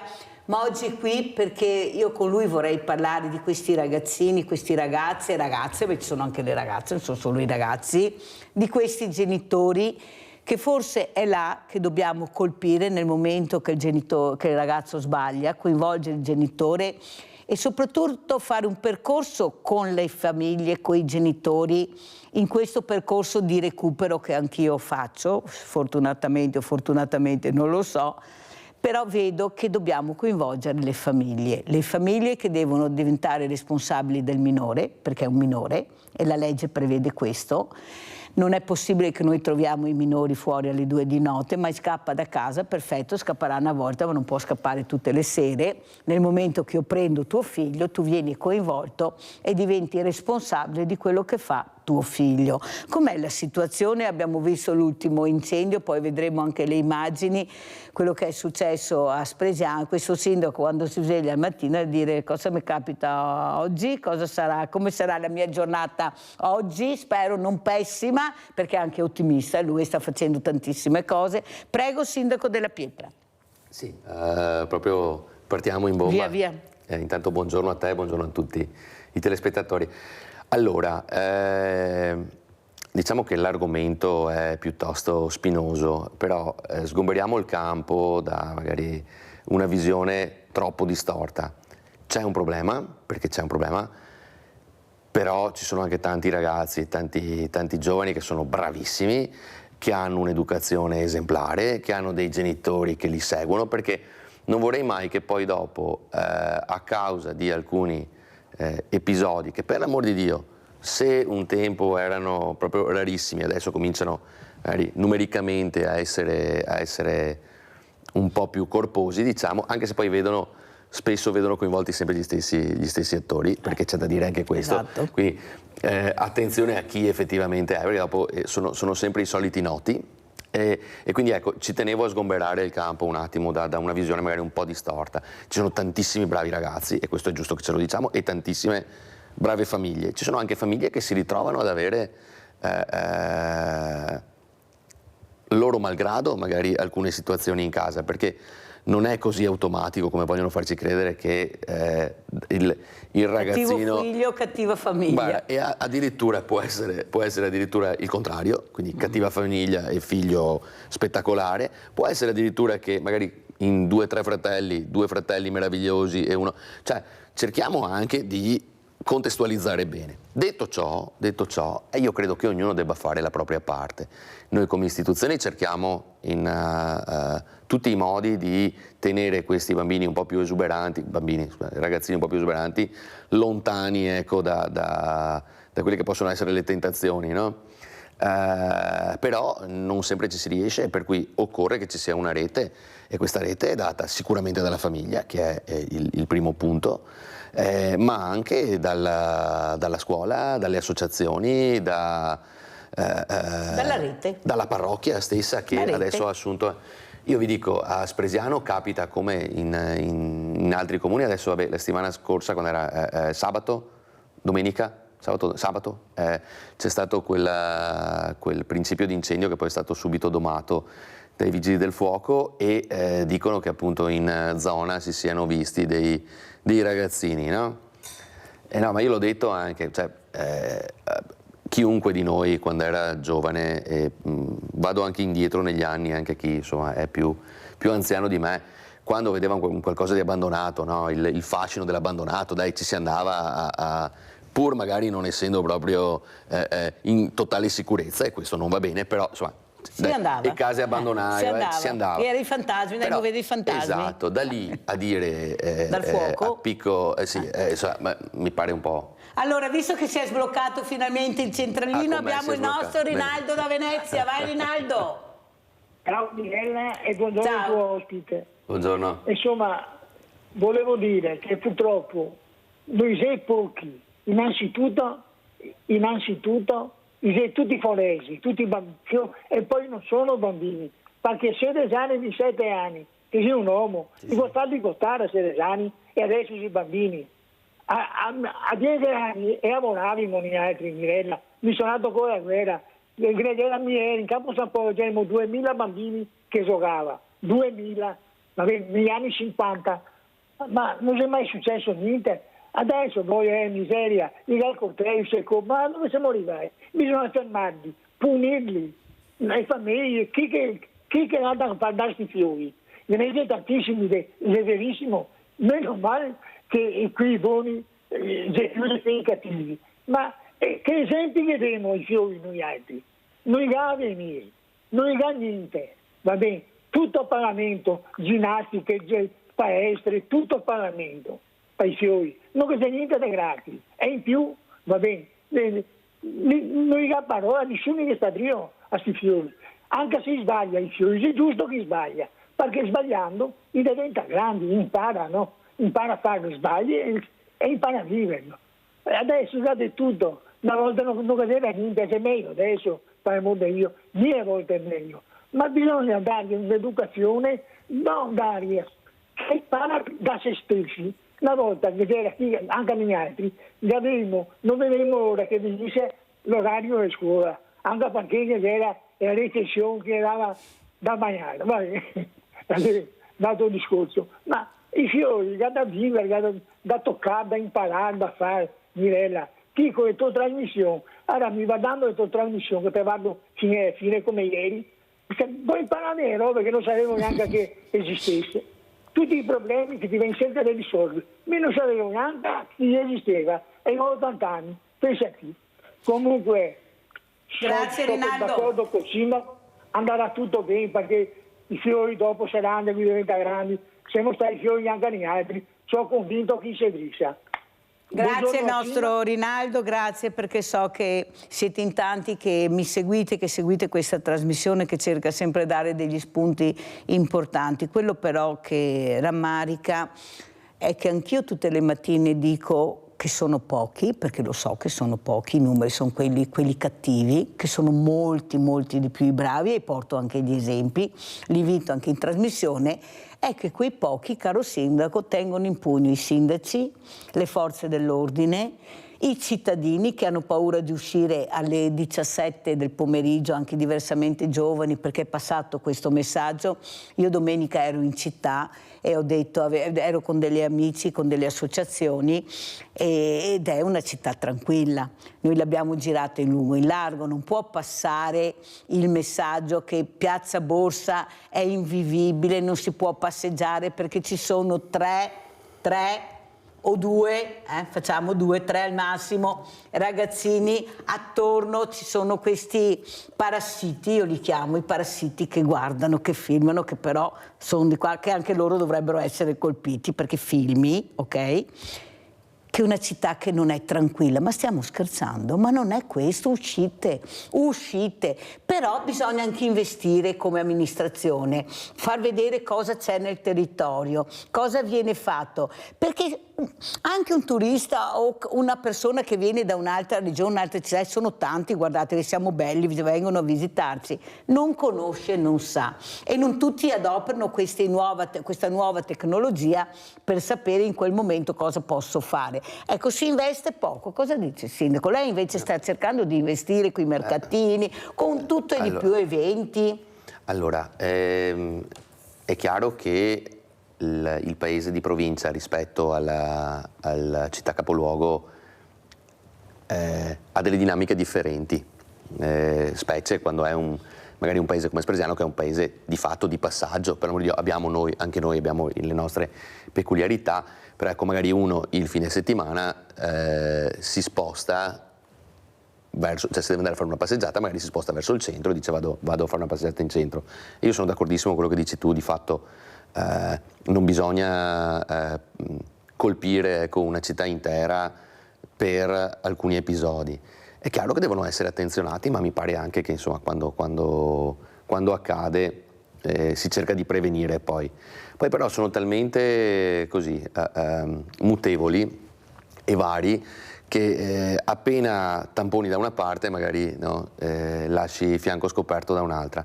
Io per dire ho saputo stamattina in realtà che ieri da noi hanno identificato alcuni ragazzini, sempre sui 14-15 anni, con dei sassi nei pressi del cavalcavia di Pedemontana, perché adesso c'è un'altra moda, è quella lì.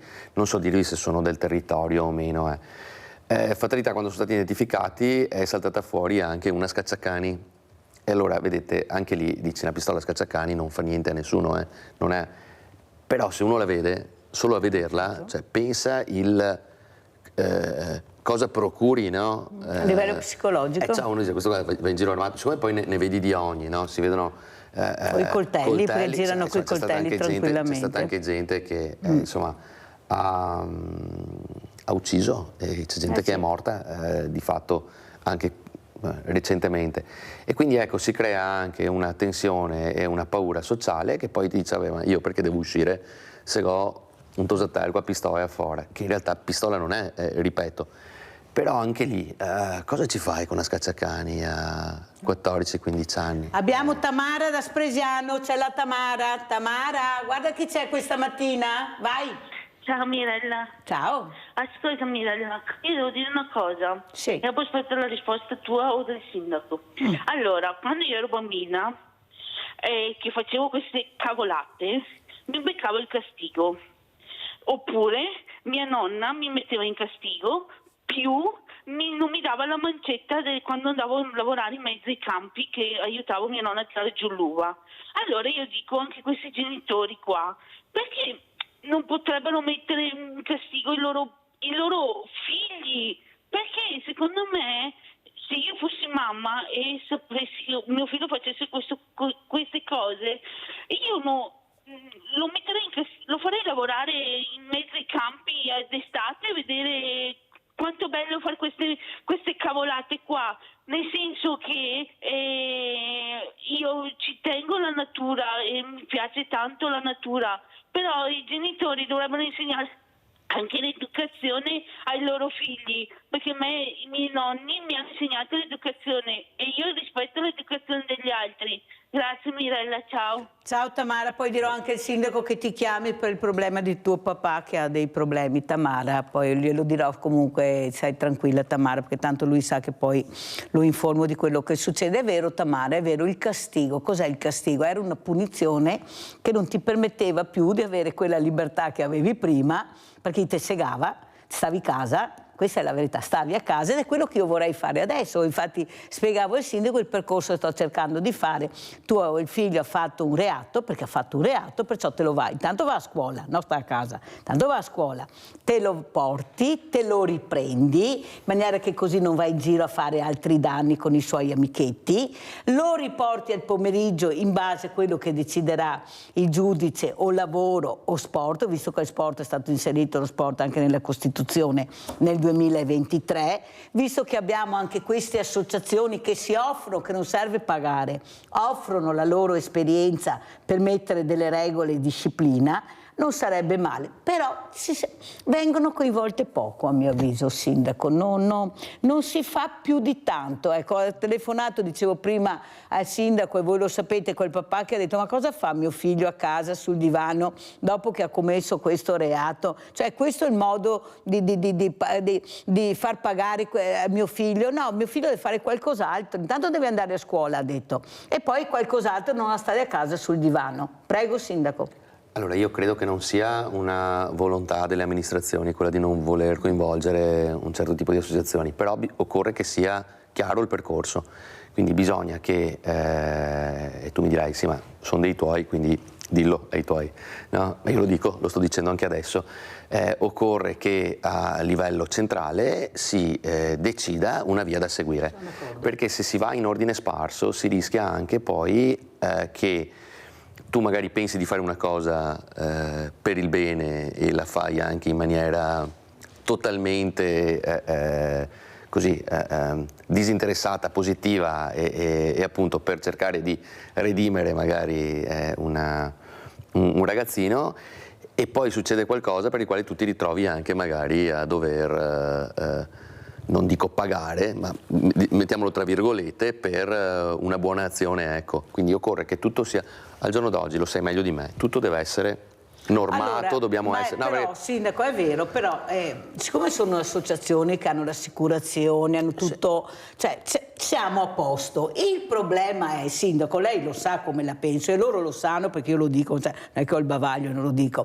Il problema è che tante associazioni piccole che io invito, o perché politicamente non fanno parte del cerchio magico, o perché qualcuno non gli interessa niente e guarda il numero e la visibilità dell'associazione, o perché c'è qualcosa che non si riesce a spiegare, visto che quasi tutte sono iscritte a Volontari Insieme, così si chiama, e non ci conosciamo neppure tra di noi, anche se si chiama Volontari Insieme, che fa sì che non ci siamo. Ma chi se ne frega essere 7.500 associazioni di volontariato se poi non riesco ad arrivare da Tamara, dico Tamara per dire uno, ad aiutarla, oppure devo chiamare il sindaco, la Mirella, sindaco scusa, questo perché? Capisce che faccio fatica a capire perché ci sono questi ragazzini, perché nessuno li vuole fermare? Mirella, sì, allora tu hai perfettamente ragione. Allora, se ci scambiamo, io direi le stesse cose, forse anche con più enfasi ancora rispetto a come le dici tu. Il problema qual è? Il problema è che le figure adibite anche alla cura, no, del ragazzino che magari ha compiuto qualcosa, devono essere figure... Perfetto. No? Allora sai, una volta... se c'era un insegnante, se c'era il becchero, se c'era che ti raddrizzava senza usare, attenzione, pene corporali, ma che te diceva fa così, te lo ascoltavi. Adesso bisogna che ci sia l'educatore, bisogna che sia... Quindi a questo mi riferivo io, cioè bisogna che ci sia un percorso che sia chiaro. Poi più duro, meno duro, a seconda anche di quello che uno compie, perché credo che ci sia una differenziazione, no? anche su questo, sebbene io sono convinto che il ragazzino possa capire meglio di un adulto, no? Quindi sia anche più facile, ecco, lavorare sul ragazzino. Però occorre che ci sia una certezza, esattamente come occorre che ci sia la certezza della pena quando si compiono reati. E soprattutto la certezza, Sindaco, ne parlavo proprio ieri raccontando alcuni episodi, perché vanno fatti anche gli esempi, perché sennò è facile criticare, che soprattutto non devi aver paura di affrontare questo ragazzino. Io lo so, qualcuno non sarà d'accordo, ma per carità. Come ha fatto questo signore che l'ha affrontato, per carità ci ha rimesso anche del suo, però l'ha affrontato, mentre ho visto attorno anche queste figure, altre figure che avevano paura. Allora, nel momento che questi ragazzini capiscono chi hanno di fronte, che non si tira indietro, forse riescono a capire che non c'è ciccia per gatti. Perché? Perché quando tu riesci a beccare il bulletto del gruppo, perché c'è uno, non sono tutti, ce n'è uno, basta che tu becchi quello e lo prendi come ho fatto io e l'ho raccontato, proprio, ecco, aveva anche i capelli come lei, sono andata anche bene, arrivare da dietro e beccarlo proprio forte. Dicevo che in quel momento avevo una forza, non so neanche chi me la mandava, se lassù qualcuno mi ama forza.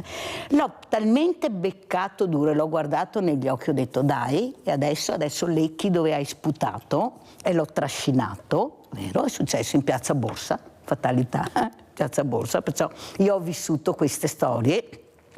E lui ha leccato dove ha sputato, che era il cartone dove conteneva la pasta per i poveri che le persone portavano fuori dal supermercato. Con questo gruppetto che io aspettavo che mi saltassero addosso, perché lui li ha guardati come dire, oh, questa è una scarsa amica, non si è mosso, perché forse ero talmente determinata, e loro l'hanno capito, poi sono arrivate le forze dell'ordine, perché qualcuno naturalmente ha chiamato, però non si è mosso nessuno. Beh, io li guardavo, cioè non è che avevo lui così piegato su sto scatolone, no, che cavolo, e gli altri che guardavano, perché loro notano chi c'è intorno e se hanno paura, lo sanno, lo vedono.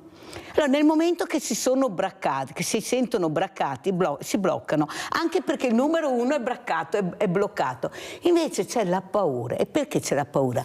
Perché si ha il corteo e mi dà una corteada, e se ha pistola in scarsea, come dice il sindaco, se è una scacciacani, ma ha sempre una pistola nel momento che tiro fuori. Vera, invece... Però se io esco a casa e ho paura del primo gradino perché cado, non devo da nessuna parte.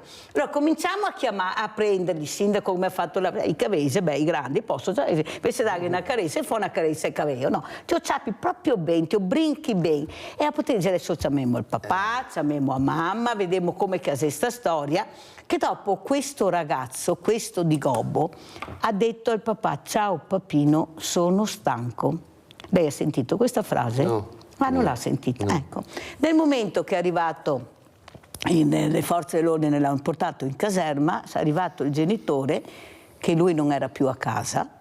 Lui ha guardato il genitore e gli ha detto ciao papino, sono stanco. Ne parlavo ieri con un criminologo che avevo ospite al suo posto. Allora capite che forse se qualcuno inizia a fermarli, questi ragazzini, nella maniera giusta e nel modo giusto, coinvolgendo le famiglie, perché questo ha fatto sì che vengano coinvolte le famiglie. Gobbo ha denunciato questo ragazzo, giustamente l'ha denunciato, però sta collaborando con la famiglia e ha detto quello che ha detto lei, sono delle bravissime persone, però che non sono riuscite ad essere autorevoli e anche diciamo autoritari con i propri figli, con il proprio figlio in questo caso. E allora qualcuno deve intervenire, giustamente, e sono gli educatori che li abbiamo, che non possiamo pagare solo gli educatori quando vogliamo per fare le cose che vogliamo noi. Dobbiamo pagarli nella maniera giusta, nel modo giusto del percorso. Prego, sindaco. E cosa vuoi che aggiunga io quello che hai detto? Quello che è sacrosanto, a volte verrebbe però comunque è bene che sia la forza dell'ordine a fare quello che hai fatto tu. Ma non perché non verrebbe voglia anche a me talvolta perché bisogna sempre stare attenti che dopo si passa dalla parte del torto, rischi, no? Ognuno fa quello che vuole. Mirella, credimi, guarda, ti stiamo parlando con uno che è tutto fuori che tranquillo, no? Vabbè, ma... Però è vero che coi se e coi ma non si va da nessuna parte, no? È verissimo. Però uno dice, e se questo qua invece non Vabbè, ma ti d'altra volta via parte, se mi manda in guerra e muore non ho nessuna colpa per andare in guerra, cioè d'altra parte è una guerra piccola. Non le giustifico, le persone che non sono intervenute, però posso capirle. Certo. Perché uno dice, beh, mi prendo una coltellata, arriveranno adesso arriveranno le forze dell'ordine e ci penseranno loro. Tra l'altro io ho avuto modo di parlare anch'io con Luca, mi pare si chiami Gobbo, no? Adesso non voglio dire.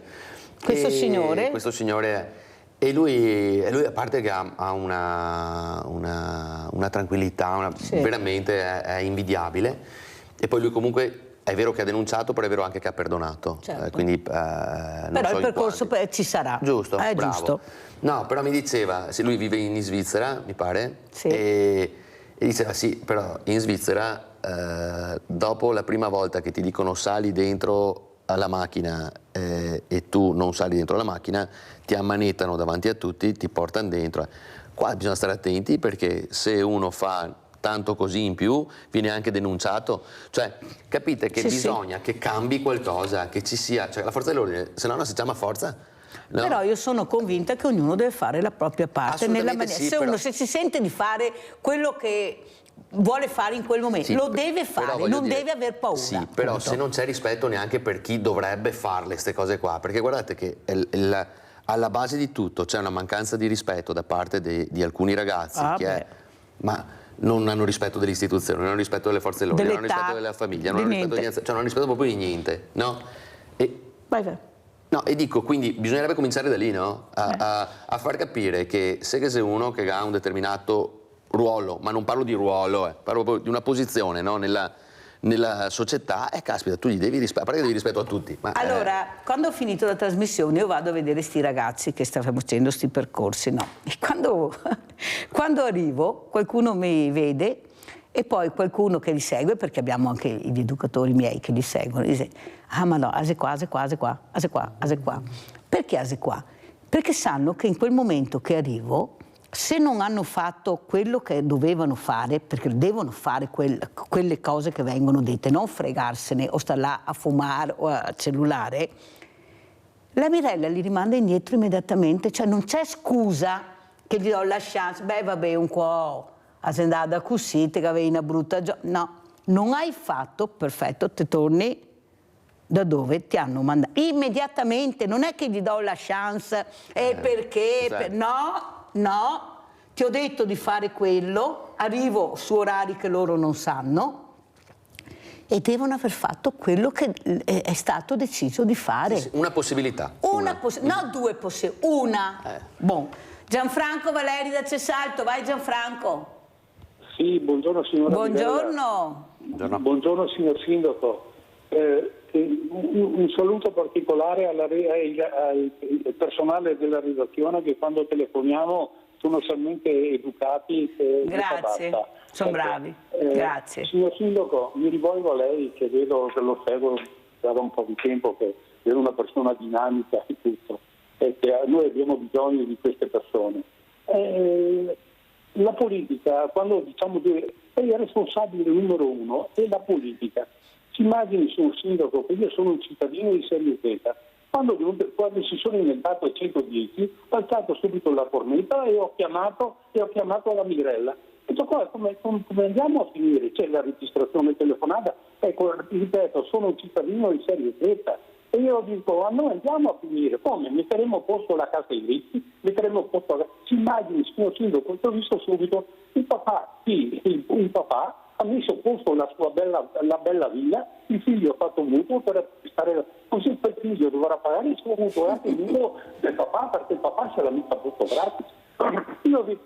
Ma con tutto il patrimonio che abbiamo pubblico e abbiamo tutte le case popolari chiuse, se uno viene da lei non sa cosa fare perché praticamente è il primo anello e lei poi adesso che non sanno signor sindaco neanche quando è questo buco e i sacchi verranno tamponati subito. I comuni vedrà che gli metteranno che non potranno spendere niente e lei dovrà essere, con la sua maestria, dovrà rispondere alla gente intanto per tirare avanti. Questa non è politica, e perché la politica in questo modo, in questi anni, ha allontanato la gente e ha fallito e la gente non va più a votare. Volevo il suo parere, buongiorno e grazie e buon lavoro. Grazie Gianfranco, ti ringrazio anche per la parola per i nostri tecnici che sono veramente bravi, grazie Gianfranco, e va detto, prego Sindaco. Sì, Rock, gli ho detto non togliti il giubbotto e ti piace Rock, io forse sono un po' meno dinamico di una volta, ma anche per un discorso di peso, ma no, adesso a parte gli scherzi, è un'analisi purtroppo vera. Io sono parte in causa, quindi faccio fatica a dare un giudizio senza tener conto del ruolo. È vero anche però che quello che è stato detto, che il comune è il primo baluardo nei confronti dei cittadini, è reale, e prima o poi ci si troverà davvero a non fare più nulla per cercare di dare una mano alla gente, perché questo è. I comuni che hanno investito sul sociale sono quelli che adesso si trovano un po' meglio, no? Però anche loro, quando sei la mole, comincia a crescere e non si vede mai la luce in fondo al tunnel, anzi la si vede sempre più fioca, è chiaro che devi prendere delle scelte, delle decisioni che poi a una certa parte della cittadinanza possono non essere così evidenti, no? Quindi bisognerebbe che ci fossero delle politiche sociali differenti, ma non si può pensare che questo possa accadere dal giorno alla notte, che con una bacchetta magica. Purtroppo sono anni e anni che non si programma in tal senso, e adesso si sta iniziando, però è il periodo peggiore anche per iniziare, perché quando magari il periodo era più florido potevamo fare come fanno le formichine, certo. E mettere via, e invece adesso che il periodo non è così splendido, ma non solo per fatti imputabili al nostro paese, perché questo c'è da dire anche questo, però ecco, siamo stati un po' troppo cicale, perdonatemi il paragone, e quindi i comuni si trovano sofferenti. Io poi non vi dico, poi è vero anche che la gente, tanti bravissimi anche là, come i ragazzini, anche la gente che giudica l'operato di un sindaco. Io potrei scrivere un libro, e io dico sempre, basterebbe venissero 2 giorni in comune. Io credo che dopo 2 giorni fatti in comune come si deve tornerebbero a casa e magari la vedrebbero in maniera Abbiamo diversa. Giusy, ciao Giusy. Ciao Mirella e buongiorno al sindaco Marco. Buongiorno. Allora Mirella, ho letto sul Gazzettino, su internet venerdì, per oltre 2 anni, da quando ne aveva 12 e quando ne stava per compiere 15, una ragazzina dell'Interland di Treviso ha subito delle attenzioni a sfondo sessuale da parte del nonno materno, episodi che si sono verificati quando l'uomo e la nipote si trovavano in casa da soli. Nessun rapporto completo, ma palpeggiamenti spinti che la giovanissima, per vergogna, ha sempre tenuto nascosto. Lei ha raccontato a una zia, la sorella della madre e figlia dell'uomo, ha fatto lo stesso anche con me, anche con me che sono sua figlia, quando ero piccola. Dimmi dove che se morivai. Se da tanti anni che sentimo ste storie qua. Però un uomo di 72 anni con la nipote e con la figlia una volta, robe da metterlo in galera, qui ossi da metterlo in galera. Non parlo altro, vi ringrazio. Giusy, la paura, quella che abbiamo parlato prima, la paura che regna sovrana su tante situazioni delicate e difficili, perché culturalmente non ci hanno preparato. Culturalmente non si fa sessualità a scuola, eppure ci sono gli esperti che dicono che va assolutamente fatta. Non può essere sentire che mi sentivo una cagnetta, una cagna con 50 ragazzi addosso. Avete capito come funziona? Perché manca la sessualità, non la conoscono, per loro è tutto un gioco. Ecco, il corpo femminile è diventato un gioco, il corpo è diventato un gioco. E gli esperti dicono, guardate che dovete inserire la sessualità a scuola. Prego, sindaco. Sì, allora io ogni qualvolta si parla di certe materie davvero sono così, rimango sbalordito perché trovo che veramente si trascendano i limiti dell'umanità quando si fanno queste cose qua, quindi la pedofilia, gli stupri, sì, i reati a sfondo sessuale sono proprio una cosa che proprio mi viene volta a stomaco, per cui sì,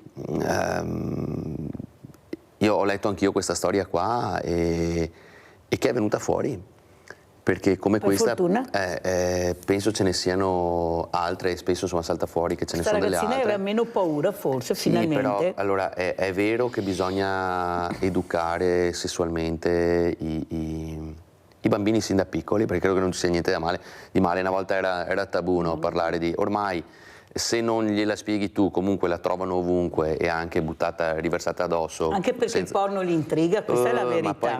Ma il porno, guardate, il porno ha assunto dei connotati al giorno d'oggi che davvero sono arrivati all'esasperazione, perché uno prende un telefonino, sta un attimo e vede quello che vuole. Io adesso può sembrare anche così una battuta quella che sto per fare, però io ricordo quando ero piccolino io, cioè era un rito, anche il porno era un rito, la scoperta della sessualità, il giornalino che lo vedevano prima quelli più grandi. Adesso sembra una cosa banale quella che sto dicendo, però in realtà no, era graduale. Ti avvicinavi un po' alla volta. Ti avvicinavi un po' alla volta e poi c'era tutta la parte dell'affettività che oggi non c'è. Io sono figlio di un adolescente di 13 anni, sono papà di un adolescente di 13 anni, Anna Ginevra. Cosa che le fa più paura, Sindaco? Ma a me fa più paura allora, che non si viva le emozioni come dovrebbe viversele, questo.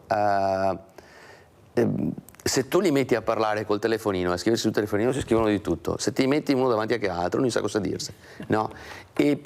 Io non riesco magari talvolta a far capire a mia figlia quanto bello sia dirsele di persona le cose. Parlarsi. No, sì, ma tutta una serie non lo so, forse perché le ho vissute, sai, la passeggiata con l'amichetto, ti sfiori la mano e poi ti prendi la mano, quelle cose lì adesso non ci sono più, no?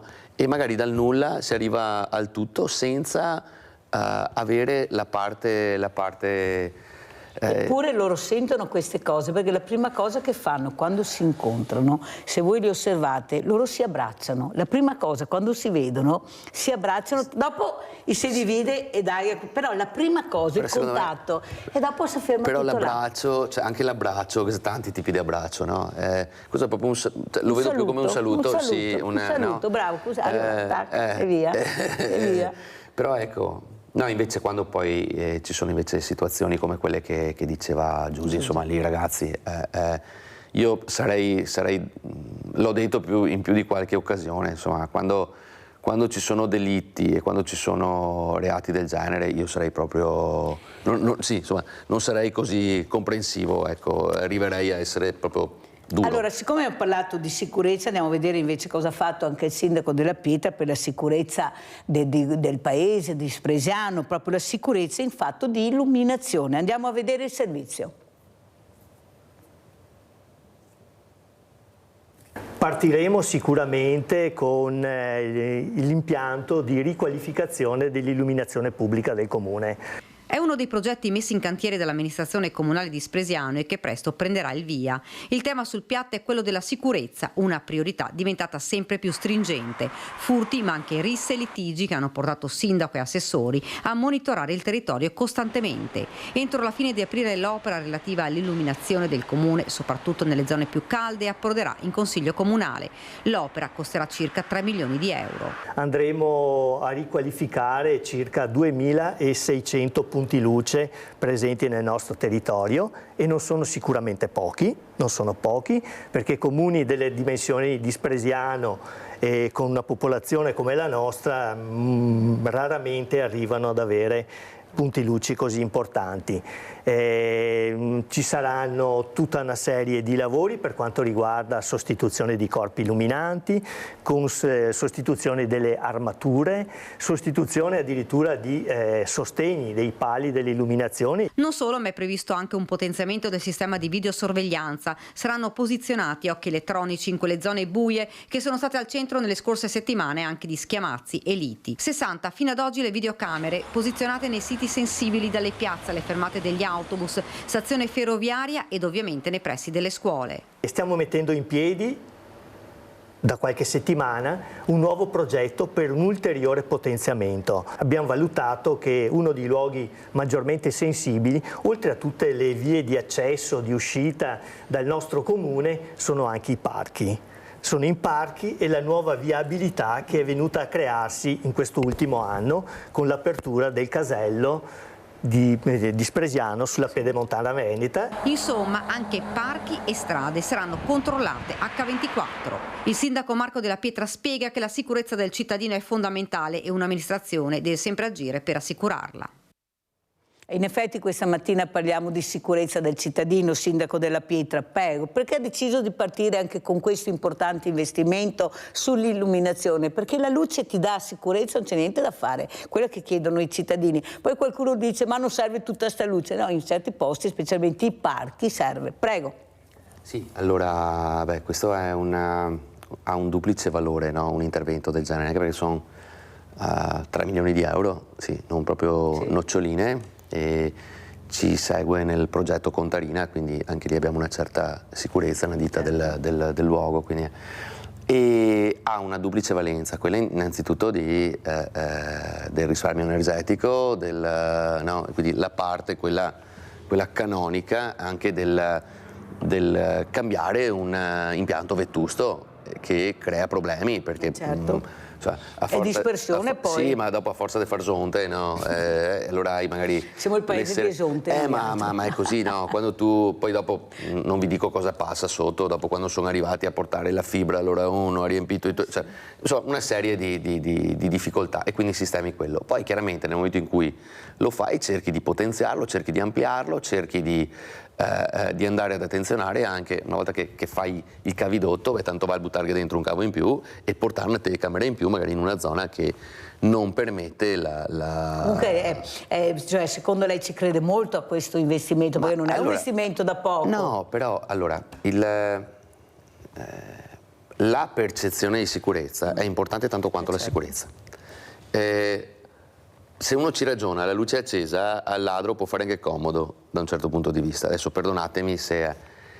Però noi, no, a dire, bene, abbiamo un parco poi, illuminato, ci vado magari. Basta, siamo più sicuri rispetto a un... È ovvio, ma anche vicino a casa, il lampione vicino a casa. Quindi è assolutamente importante. Porto le immondizie, ma sono illuminata, vedo. Ci credo, sì, ma poi Spresiano è Las Vegas, se voi venite a Spresiano, se mi dite che a Spresiano non c'è luce... No, è vero. Vladimiro da Rovigo. Ciao Vladimiro. Ciao Mirella, grazie. Anche stavolta pago un discorso che avevo atteso, se si poteva prendere parte del discorso, non avevo nulla. Volevo fare un discorso un attimino diverso da quello che stai facendo sull'autonomia. Allora, se il presidente Zaia o un altro presidente della Lombardia, per esempio, potrà andare tra un mese, 2 o 3 a contrattare col governo alcune materie da portare a casa, bisogna ringraziare 2 persone. La prima è una persona che era del PD nel 2001, che ha fatto la legge chiamata Titolo V, e un'altra persona, Giorgia Meloni, che è capo del governo e capo della maggioranza, che sembra probabilmente porterà a casa l'applicazione pratica di questa legge. Queste sono le 2 persone che bisogna ringraziare se arriverà l'autonomia. Ripeto i partiti, PD e Fratelli d'Italia, perché io ripeto, perché i 2 partiti che sembrava che fosse quelli che si opponeva più di tutti al federalismo e all'autonomia. E invece nella pratica i 2 partiti che a portare a casa, se arriverà, speriamo, l'autonomia. ma anche per evidenziare questi due partiti, la Lega, quella di Bossi, e Forza Italia, quella di Berlusconi. Bossi, cosa aveva portato a casa sull'autonomia, sul federalismo, a parte le ampolle che andava sul mondo sul po', non ha portato nulla, perché che sta il discorso della devoluzione che dovrebbe essere applicata, separare tre materie, non come adesso vendere molto di più. Grazie Vladimiro, devo chiudere perché sono in chiusura, devo far rispondere anche l'ospite, però ti prego di seguire anche la terza parte perché avremo due leghisti, avremo il Germano Racchella, sindaco di Cartigliano, primo mandato Lega, e poi pensate abbiamo ospite Paolo Grimoldi da Monza, che è ultimo segretario Lega Lombarda, così sentiremo cosa risponderà anche al nostro Vladimiro da Rovigo, ma intanto risponde questo sindaco di Fratelli d'Italia, visto che Vladimiro ha citato PD e Fratelli d'Italia. Prego, sindaco. Ma io sui meriti del PD francamente non sono così ferrato, quindi non voglio dire niente. Parlo del mio partito e dico che è oggettiva la cosa. La battaglia che è stata portata avanti dal popolo veneto in questi, adesso non mi ricordo, c'è Baccialli che ha il conteggio, siamo oltre... c'è il numero là, 2368. Scusami. La autonomia. Ok, ecco, 2400 giorni quasi. 368, insomma, precisi. Sono parecchi giorni che siamo andati a votarlo, c'è stato un plebiscito e di fatto in Parlamento è stata portata con Fratelli d'Italia, cioè è oggettiva la cosa. Io ho avuto gente che ha gridato allo scandalo quando l'ho scritto, e ho detto grazie al governo Meloni che non ho detto niente che non sia oggettivo, eppure sai qua c'è la primogenia, guai se uno non ce l'ha. A me francamente non è che interessi, se fosse stato un altro governo avrei detto bene, l'ha portato un altro governo, cioè bisogna riconoscere le cose, l'importante è arrivarci. Io credo che non siamo mai arrivati a questo punto, no? E mi si dice ma bisogna arrivarci subito perché Salvini aveva detto che il primo Consiglio dei Ministri va bene, ok, per me anche se dovesse arrivare il giorno prima della scadenza naturale di questo governo sarei comunque soddisfatto, cioè l'importante è che arrivi, poi dopo che arrivi oggi o che arrivi domani non credo sia questa la differenza dopo 2368 giorni. Oggi o domani sarà difficile, ve lo dico io, sarà molto difficile oggi o domani. Per vedere quali domani di quale anno, ecco, se qualcuno... ma è un po' come un sindaco. Quali domani di quale anno? Guarda Mirella, è un po' come il sindaco. Il sindaco tu non lo puoi giudicare, oddio, sì, puoi fare degli step intermedi, però alla fine devi vedere alla fine del suo mandato se ha portato a casa quello che ti aveva detto che aveva portato a casa.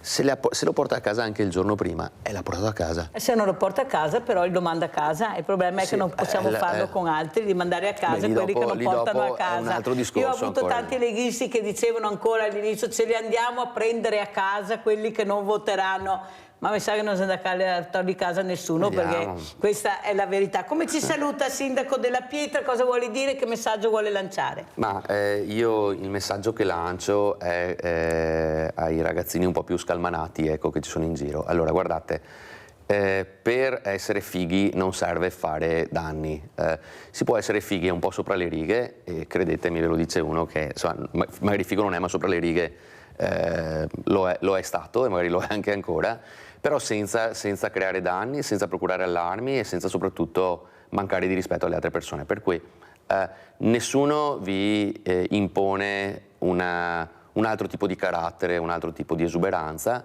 però ecco, non fatela trascendere in reati perché cominciamo a essere stanchi. Grazie al sindaco Marco Della Pietra, sindaco di Spresiano, secondo mandato Fratelli d'Italia, terzo mandato sindaco? Può anche essere. Può anche essere, ha detto sì, perché lui ci crede. Grazie, buona giornata, pubblicità.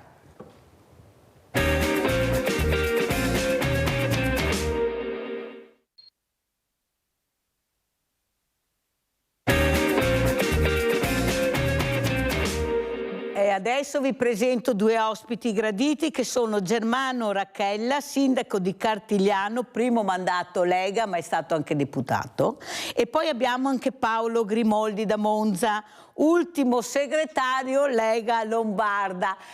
Buongiorno, buongiorno e grazie di essere qui. Cosa vuol dire ultimo segretario della Lega Lombarda, Grimoldi? Ci spieghi perché questa definizione? Prego Grimoldi.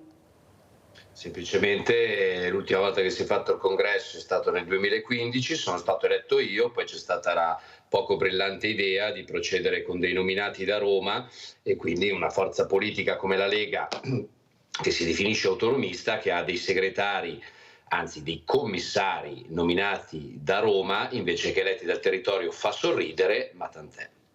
Come vede la situazione Grimoldi proprio in casa Lega? Ecco, perché ci sono queste varie leghe che non si riesce più a capire, la Lega Salvini, la Lega di Bossi, la Lega di Zaia, cioè che leghe sono secondo lei? Lei che sa veramente di quello cosa è la Lega Lombarda, dove era nata, cosa ha fatto, prego. Ma la Lega da un punto di vista elettorale è una sola, il problema è quello che invece vuole la Lega, quello che vuole la Lega di oggi, cioè la Salvini Premier, chiamiamola così, questo è un po' più complicato da capire, nel senso che leggo che facciamo degli accordi elettorali con l'UDC di Cesa, quindi per esempio in alcuni collegi delle elezioni europee ci sarà candidato l'onorevole Patriciello che proviene dall'UDC, tesserato fino a 15 giorni fa in Forza Italia e che all'Europarlamento sostiene la von der Leyen, e poi candidiamo e poi in Europarlamento ci sediamo con quelli di Alternative für Deutsch, che sono l'estremissima destra tedesca. Capisce che da un punto di vista politico e programmatico mi pare che ci sia un po' di confusione. Siamo con delle forze, mi lasci dire, democristiane della Prima Repubblica che sostengono la von der Leyen, o siamo con l'estremissima destra tedesca e quindi la Meloni rispetto a noi è moderatissima e non è assolutamente di destra? Io penso che sia sbagliata sia una strada che l'altra, perché la Lega vera dovrebbe essere una forza moderata, federalista, che parla di partite IVA, che difende i lavoratori del nord, che difende i pensionati. Oggi invece vediamo che ci siamo dimenticati del superare la legge Fornero per trovare le risorse per il ponte di Messina. Ecco, mi sembra che ci sia un po' di confusione e per quello sarebbe servito fare un congresso prima delle europee, non tanto per scegliere un nuovo segretario, ma quanto per capire qual è la linea politica, che cosa vogliamo fare, dove vogliamo andare, quali sono i nostri programmi. Sentiamo anche cosa ne pensa Germano Racchella, sindaco di Cartigliano, primo mandato Lega. Ecco, delle parole che ha detto anche Grimoldi, ecco, si può dare ragione, torto, ognuno fa le proprie riflessioni, però quello che vediamo è che ci sono due leghe, se non addirittura tre, e crea molto confusione nell'elettorato, perché ci sono i pro Salvini, ci sono i pro Bossi, i pro Zaia, i pro, ma alla fine bisogna vedere cosa voteranno. Prego Grimoldi. Prego Racchella. Un buongiorno e un saluto all'amico Paolo. Beh no, come diceva Paolo prima, la Lega è una. Non è che la Lega sia Salvini, sia Bossi, sia Zaia o quant'altro. La Lega è una. Io sono nato con una Lega, la Lega di Bossi a suo tempo. E sono d'accordo con Paolo nel senso di dire che questa Lega dove vogliamo arrivare. Non è messa in discussione la figura del nostro segretario federale, anche perché non possiamo dimenticare che dal 3% ti ha portato al 30%. L'importante è che tra di noi riusciamo a capire, appunto, anch'io punterei a fare un congresso per capire la linea politica che dobbiamo tenere. Naturalmente a me piacerebbe ritornare ad essere la Lega, quella del territorio, la Lega che portava avanti proprio le istanze del territorio, magari non solo al nord ma anche al centro e anche al sud, ma l'importante è ritornare ad essere la Lega non di destra, di sinistra, ma la Lega del territorio, e questo lo dico anche da sindaco. Senta Racchella, è vero quello che lei dice, però è anche vero che da oltre il 30%, anzi 36, 37, conforme qualcuno dice i numeri, siete all'8-9%. Allora qualcuno si chiederà come mai è successo questo. Perché arrivare è facile, ma ancora più facile poi scendere. Quando scendi è perché non rappresenti più quelli che ti votavano, non ci credono più, perché i voti sono voti, i numeri sono numeri e i numeri sono quelli che abbiamo detto. C'è qualcuno che pensa, ma dove ho sbagliato? Cos'è che ho sbagliato per arrivare dal 37 all'8 al 9%? Dove ho sbagliato? Grimoldi, cosa dice? Innanzitutto saluto anch'io l'amico Germano che conosco ed è un piacere vederlo. Guardi, a me hanno insegnato questo e non parto da un dato storico. Nel 2009, elezioni europee, c'era ancora il segretario Bossi, a livello nazionale prendemmo il 10,2%. Non se lo ricorda nessuno, ma io me lo ricordo bene, basta andare su internet e guardare risultati elezioni europee Lega 2009. 10,2%.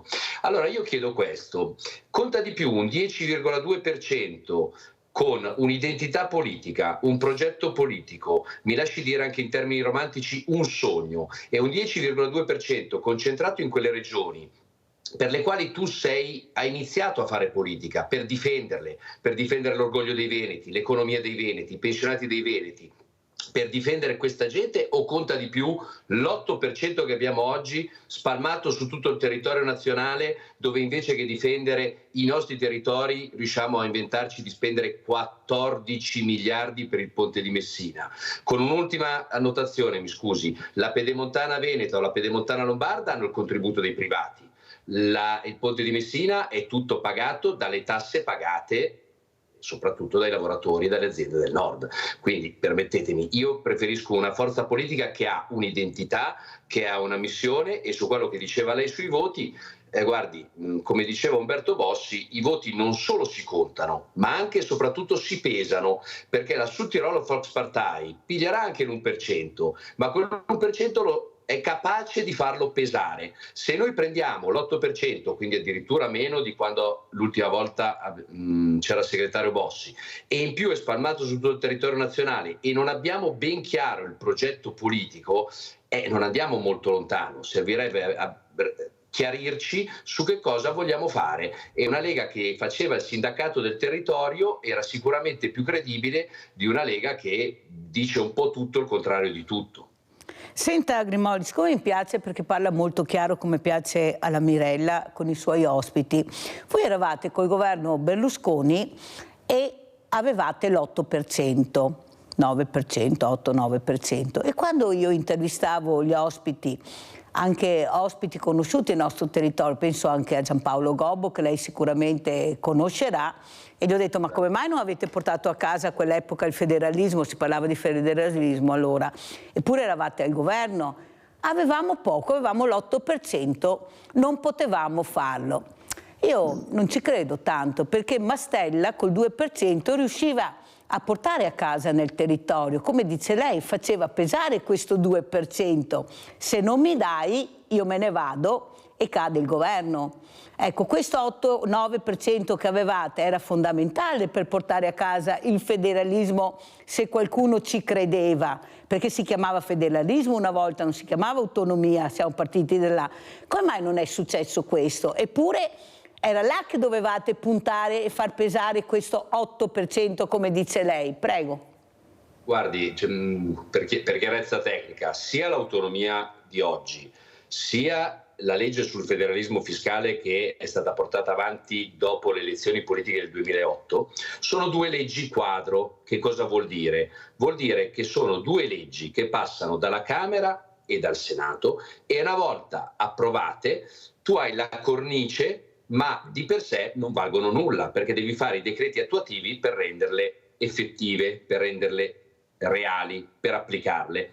Noi dal 2008 al 2010 abbiamo votato sia alla Camera che al Senato, quindi è stata approvata come legge dello Stato, la legge quadro sul federalismo fiscale. Poi cadde il governo Berlusconi, non so se vi ricordate lo spread, non lo spread, tutta la situazione economica internazionale, cadde il governo Berlusconi e i decreti attuativi del federalismo fiscale, il nuovo governo, cioè il governo Monti, non li portò avanti. Venendo ad oggi, noi stiamo facendo sì la legge sull'autonomia, ma è una legge quadro, cioè quando tra qualche mese sarà passata dalla Camera, sarà solo una legge quadro, non c'è ancora niente, solo la cornice. Bisognerà poi fare i decreti attuativi e mi permetto di dire che se per ogni accordo Stato-Regione bisogna passare dal Parlamento, si rischia di andare alle calende greche, si rischia di andare avanti negli anni, tanto è vero che la stessa legge sull'autonomia oggi in discussione alla Camera parla di 10 anni di attuazione.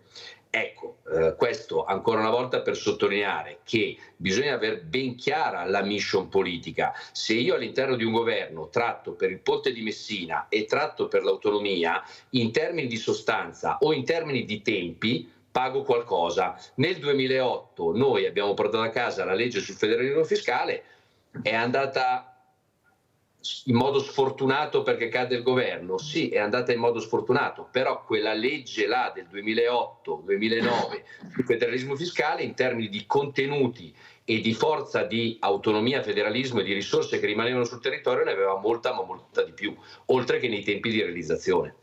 Allora, grazie per aver sottolineato questi passaggi fondamentali, perché il messaggio che sta passando, e ne parlavo prima col sindaco Marco Della Pietra, sembra che l'autonomia arrivi fra un mese e qualche giorno. Magari. Infatti ho detto di quale anno, io ho detto Grimaldi, vorrei sapere fra qualche giorno ma di quale anno, e la ringrazio di aver spiegato anche molto bene semplicemente i vari passaggi che ci sono. Allora sentiamo Rachella come commenta le parole di Grimaldi, che parla molto chiaro, che sa benissimo i vari passaggi burocratici che ci sono, che noi non conosciamo. Ecco, sembra che l'autonomia arrivi fra 2 giorni, tutti sono al Vinitaly a blindare e qualche giorno bisogna capire di quale anno, ma sono passati 2368 giorni.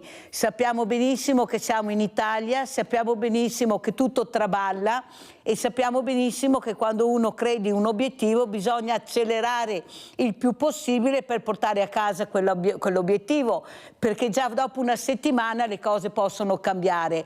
Però si vede che qualcuno non ci credeva e l'obiettivo non è stato raggiunto, tanto è vero che da federalismo parliamo di autonomia, parlava addirittura prima di indipendenza, ma qua non è arrivato niente e noi abbiamo un paese che sta soffocando. Se qualcuno non aiuterà e non fossero arrivati i soldi del PNRR, ognuno con le proprie riflessioni, ma di quelli abbiamo bisogno e quelli abbiamo portato a casa. Prego Rachella.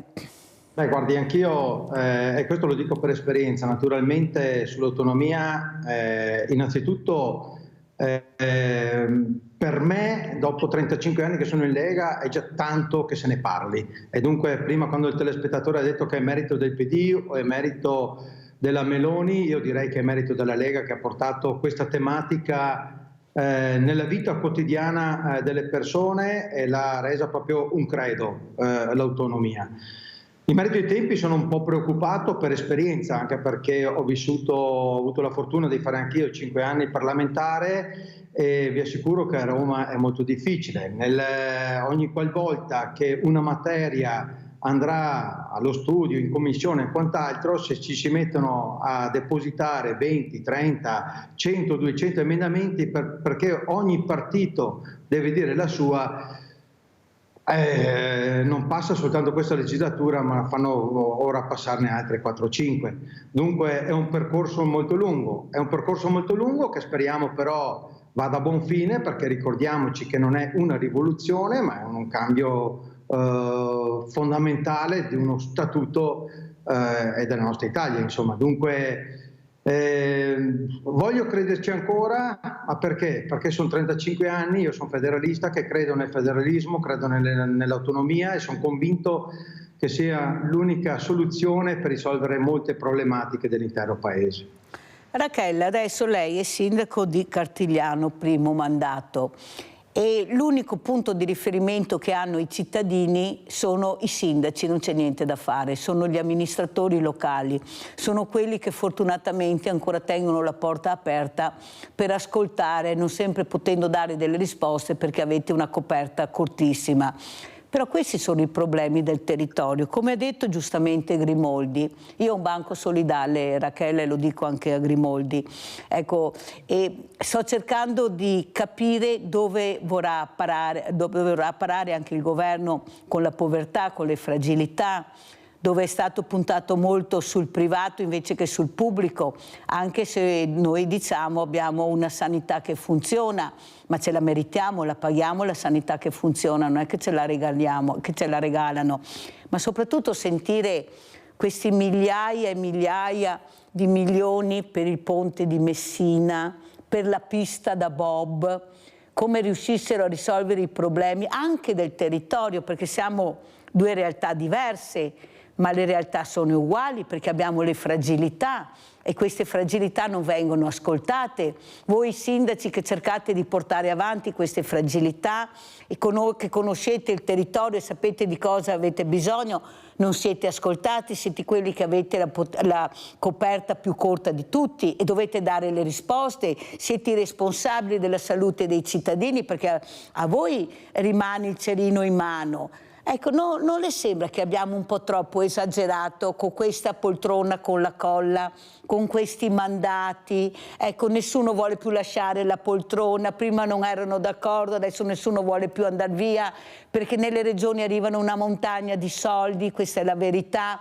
Cioè il governatore è la figura più importante che è il presidente della regione, perché non vuole andare via né Zaia né Emiliano, nessun governatore né Bonaccini, perché là arriva la grana, ragazzi, là arriva quello che veramente ti darà visibilità. Cosa dice Grimoldi? Un po' di aria fresca non farebbe bene a tutti? E invitare i giovani a partecipare, a mettere in piedi quelli competenti, quelli che sanno che li abbiamo. Ecco, perché non si è? Voi siete stati all'inizio proprio questo partito, voi avevate i giovani nella Lega, li avete ancora forse, però un po' stato confusionale, devo dire la verità, perché avete sentito cosa ha detto Bossi l'altra volta, ci sono state 2 feste. Ecco, come avete vissuto? Come ha vissuto lei, Grimoldi, queste due feste?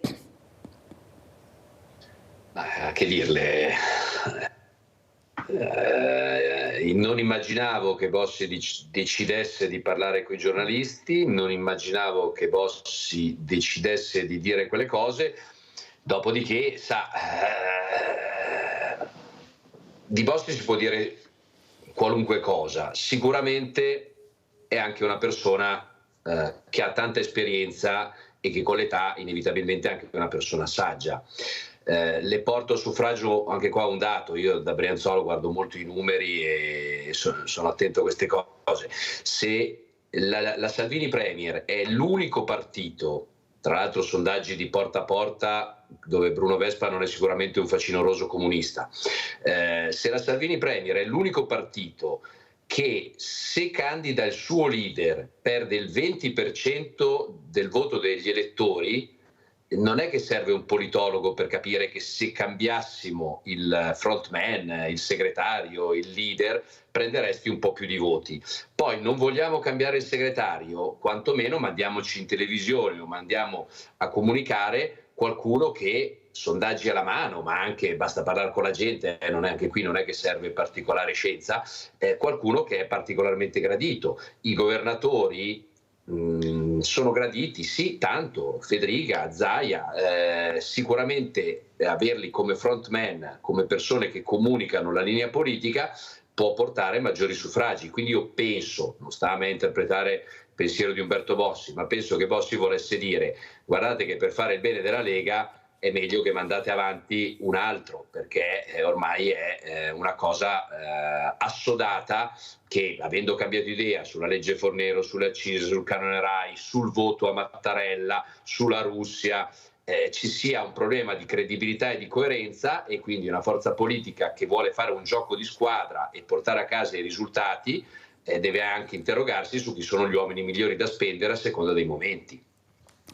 Grimoldi, si avrebbe mai immaginato che qui al nord Forza Italia, io dico sempre il Tevere, ha superato il Po e anche il Sile qui da noi, ecco, il Piave, arrivasse, avrebbe mai immaginato che avere questa premier, questa figura, vedo che lo faccio alzare un po' dalla sedia, ma sono domande che devo farle, perché noi abbiamo bisogno anche di capire, perché la Liga Veneta è nata qua a Treviso, cioè qua è nata la Liga. Poi è diventata la Lega Lombarda, ma le origini sono qui da noi, Gobbio, ecco, io ho avuto Rocchetta ospite, Marilena Marin, perché questi erano i nomi e lei li conosce bene. Qualcuno fa fatica a capire cosa è successo, per questo dico, ma qualcuno avrà fatto delle riflessioni come le sta facendo lei? Forse se cambiamo qualcosa forse riusciremo anche ad aumentare. Ecco, cosa dice? Cosa è successo secondo lei? Questo Veneto che non ha mai avuto proprio l'importanza che dovrebbe avere, tanto è vero che il segretario è stato Bossi, è sempre stato, poi è diventata Lega, non era più Liga Veneta, è diventata Lega, Lega Nord, Lega Bossi, Lega Salvini. Prego. Ma guardi, io... è una questione di identità. Se tu sei una forza politica che difende le tue partite IVA, la tua lingua, il tuo territorio, le tue imprese, i tuoi lavoratori, i tuoi pensionati, e dall'oggi al domani fai una politica completamente diversa, è ovvio che il tuo elettorato non capisce più qual è la tua finalità. La tua finalità è portare a casa risorse per difendere i pensionati veneti, è portare a casa risorse per abbassare le liste d'attesa della sanità veneta, è portare a casa risorse per far pagare meno tasse alle aziende e ai lavoratori del Veneto, oppure è qualcos'altro. Oggi a livello di identità di partito mi pare che ci sia una grande confusione, e quindi chi è più coerente, chi non cambia idea tutti i giorni, chi non ti dice un giorno vaccino sì, vaccino no, chi non ti dice oggi con la Russia no, sto con l'Ucraina, chi non dice mai Mattarella e poi voto Mattarella, eccetera, anche se è meno carismatico, perché Tajani non è sicuramente Silvio Berlusconi, però stando ai numeri, stando a quello che sta succedendo, anche grazie probabilmente alla squadra che hanno messo in piedi a livello locale, stanno recuperando tanti consensi. Ma io non do il merito a loro, io do il demerito a noi, perché per i motivi che stiamo dicendo in questa trasmissione, un po' per la mancanza di identità, un po' per la mancanza di democrazia, questo soprattutto parlo da lombardo, perché non è possibile che un movimento autonomista abbia in Lombardia un nominato da Roma, come se i tesserati della Lega in Lombardia fossero tutti degli imbecilli e non possono scegliersi il loro segretario.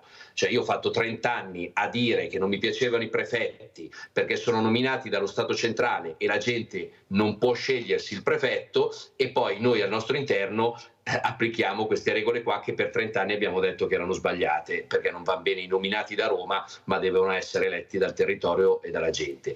Ecco, tutte queste contraddizioni alla fine stanno venendo al pettine e ti fanno perdere consenso.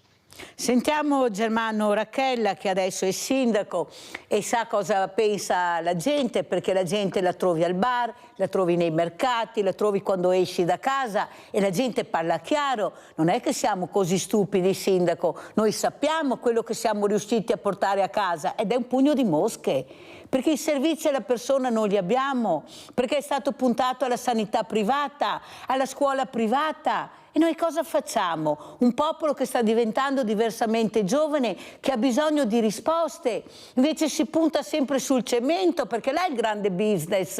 Ecco, cosa dice? Lei è il sindaco che deve dare risposte e non ha la possibilità di darle, mancano le case, manca tutto, e siamo nel 2024. E qua si parla di Ponte di Messina, pista da boe, quello è il problema grande da portare a casa. Questi risolveranno il problema del paese, ma ci rendiamo conto? Prego, Racchella. Vabbè, guardi, naturalmente non posso darle torto a quello che ha detto. È forse questo il problema della politica, quando lo dicevo anche all'inizio, che mai come ora la politica è lontana dal territorio, e noi come Lega dovremmo essere molto più vicini al territorio. Guardi, non per dire perché io sono il migliore degli altri sindaci, ma la situazione del mio piccolo comune, perché abbiamo 3.700 abitanti, l'ho capita 5-6 anni fa, infatti stiamo investendo molto nel welfare. Siamo partiti nel fare una nuova scuola materna, un asilo nido nello stesso parco della casa di riposo. Ed ora abbiamo un grosso progetto che è un villaggio per gli anziani, noi l'abbiamo chiamato proprio DJC, dove ci sono anziani autosufficienti e 48 alloggi. Ma le dico la verità, non è facile, come ha detto lei, a far emergere certe necessità.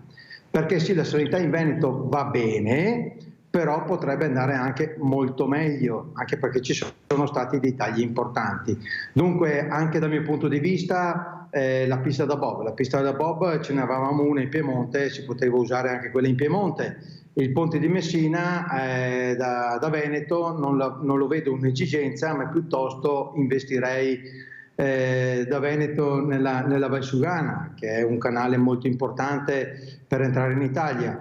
In merito e altre risorse si potrebbero averle messe, soprattutto nel PNRR, proprio nel sociale, perché non possiamo dimenticarci il problema fortissimo della denatalità, il problema fortissimo che è emerso tra i giovani, che è l'internalizzazione, è una nuova malattia. I giovani dopo il Covid non escono più, ma stanno assieme al loro amico migliore, che è il cellulare.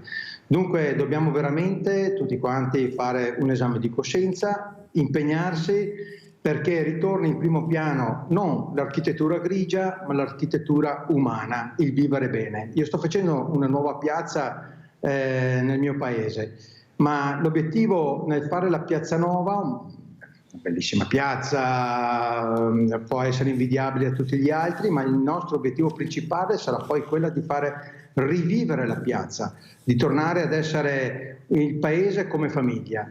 E dunque dobbiamo veramente ritornare a essere quegli amministratori a tutti i livelli del territorio, gli amministratori che rappresentino veramente la nostra gente, che rappresentino le nostre famiglie e che rappresentino e portino le istanze di chi veramente ne ha bisogno. Vede Sindaco, qual è il problema? Che mentre i giovani, io ci credo, io sono fermamente convinta che abbiamo dei bravissimi giovani, ma quando sento che la Regione non paga le borse di studio perché non ha i soldi per pagare le borse di studio, penso il messaggio, abbiamo fatto vedere anche il servizio, che arriva a questi ragazzi che ce la mettono tutta per arrivare a questa borsa di studio.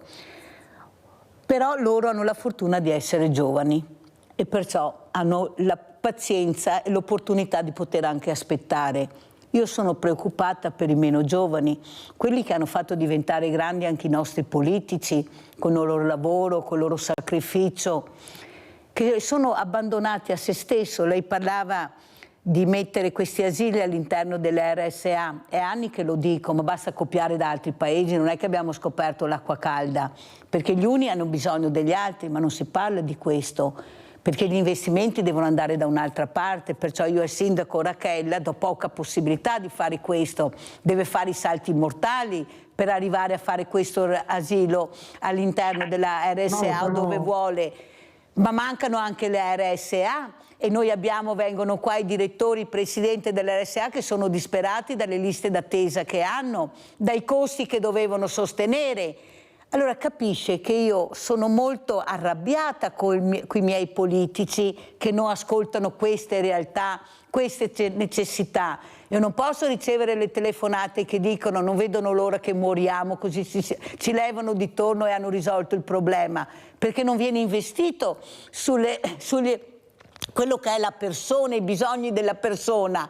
Non ci sono i numeri, non ci sono i soldi, ma dove vogliono li trovano i soldi e sono quelle che si vantano proprio di questo territorio che li ha fatti diventare grandi e poi vanno da un'altra parte. Allora Grimoldi capisce che io mi arrabbio molto perché dico queste cose, vengo allontanata, non mi vogliono vedere. Qualcuno mi dice vai in Parlamento, no, mi bruciano prima perché ho il coraggio come Grimoldi di dire quello che vedo, quello che penso e do la voce al popolo. E questo popolo che ha il diritto di essere ascoltato, ma è un popolo che sta diventando diversamente giovane.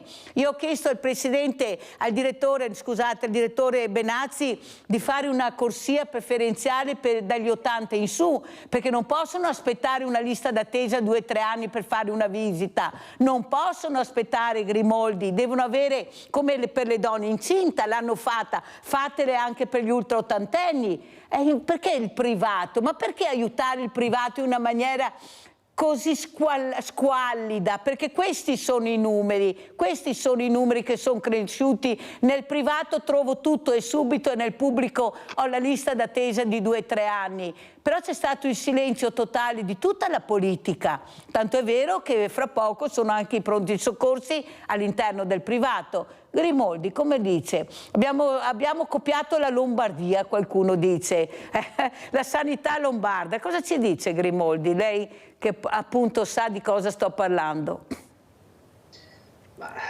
Che posso dirle? Che di base ovviamente sono d'accordo con lei, io non osteggio il privato. Nella sanità penso che anche il privato possa dare un contributo, dopodiché alcune scelte politiche hanno messo in difficoltà la sanità. Se io per fare una visita, per fare un esame, per motivi di salute anche molto seri devo aspettare 6-7 mesi, capisce che c'è qualcosa che non va. E questo non va ed è dovuto a scelte politiche sbagliate, cioè le risorse invece che metterle su filoni che secondo me dovrebbero essere prioritari, cioè la difesa delle pensioni, perché è gente che ha lavorato, si è spaccata la schiena, ha pagato i contributi, l'abbassare le tasse per le imprese, perché poi alla fine se le imprese sono concorrenziali sui mercati internazionali stiamo tutti meglio, se no non ce n'è per nessuno, e 3 sulla sanità. E se invece noi le risorse le troviamo per il Ponte di Messina o per il reddito di cittadinanza, che io ammetto, e anche qui è un'altra colpa, reddito di cittadinanza che in Veneto e Lombardia ha interessato sostanzialmente nessuno o pochissima gente. Che era stato votato anche da Salvini? Bravissima, abbiamo votato anche noi, cioè va riconosciuti tutti questi errori, cioè il più grande provvedimento assistenzialista, statalista nella storia della Repubblica che premiava i nulla facenti l'ha votato la Lega, è ovvio che va in contraddizione, prima di fare queste cose devi pensarci 3, 4, 5 volte e poi capisci che non devi farle, invece l'abbiamo fatto e adesso reiteriamo l'errore finanziando il Ponte di Messina. Perché reiteriamo l'errore? Perché mentre le infrastrutture tipo la Pedemontana Veneta, la Pedemontana Lombarda, ce la paghiamo 2 volte perché c'è anche il contributo dei privati che poi avendo la concessione ci faranno pagare il casello e quindi utilizzeremo quella strada e meno male che si fa, per l'amor del cielo, ma la paghiamo e come se la paghiamo, e su altre infrastrutture in altre zone del paese sono tutti soldi pubblici e non c'è il contributo dei privati. Ma mi scusi Grimaldi, ma perché in altri stati, ad esempio in Germania, in Austria, le autostrade non sono a pagamento, sono libere? Ma siamo sempre noi che dobbiamo pagare sempre tutto con questa montagna. Lei sorride e mi viene da piangere, ma è possibile che noi dobbiamo pagare sempre di più anche l'acqua che respiriamo? Qualsiasi cosa dobbiamo pagarle, mai che ci venga in tasca niente. Abbiamo Franco da Padova, velocissimo Franco, vai. Sì, pronto, buongiorno, grazie. Allora, tutto giusto quello che stai dicendo, per carità, niente da dire, però c'è un problema, c'è un però. Quando si parla dei giovani, gli studenti che devono avere la borsa di studio, eccetera, però poi cosa succede? Che una volta che si sono laureati, si sono preparati, eccetera, se ne vanno a lavorare all'estero. Allora, cosa abbiamo speso? Montagne di soldi per preparare questi ragazzi, per poi se ne vanno all'estero. Quindi anche lì è una cosa assurda. Cioè, cosa serve spendere se poi abbiamo questo risultato? Cioè, o ci svegliamo e paghiamo il giusto ai ragazzi che sono qua per quello che sono in grado di fare, altrimenti anche quelli lì sono soldi buttati. Abbiamo sentito anche Franco, grazie della telefonata. Grazie. Franco, ma intanto premiami perché mi hai detto che mi premiavi, io sono arrivato a questa borsa di studio e dopo vedo cosa devo fare, se rimanere o andare, ma intanto dammela che poi ci penso. Allora Rachella, siamo ormai in chiusura, velocissimi, spero di avervi ancora ospiti perché sono molto importanti anche questi confronti che fate su questa televisione libera, su questa emittente libera. Ecco Rachella, come risponde al nostro Franco da Padova che dice sì, ma dopo perdiamo questi giovani perché non li paghiamo abbastanza, perché non trovano lavoro e rispetto di quello dello studio che hanno fatto. Veloce Rachella, prego. Guarda, io devo fare una considerazione però. Innanzitutto, le volevo precisare che l'asilo nido e la scuola materna le stiamo già facendo, tra un po' li inauguriamo, dunque per noi il progetto è andato bene. Sono contenta.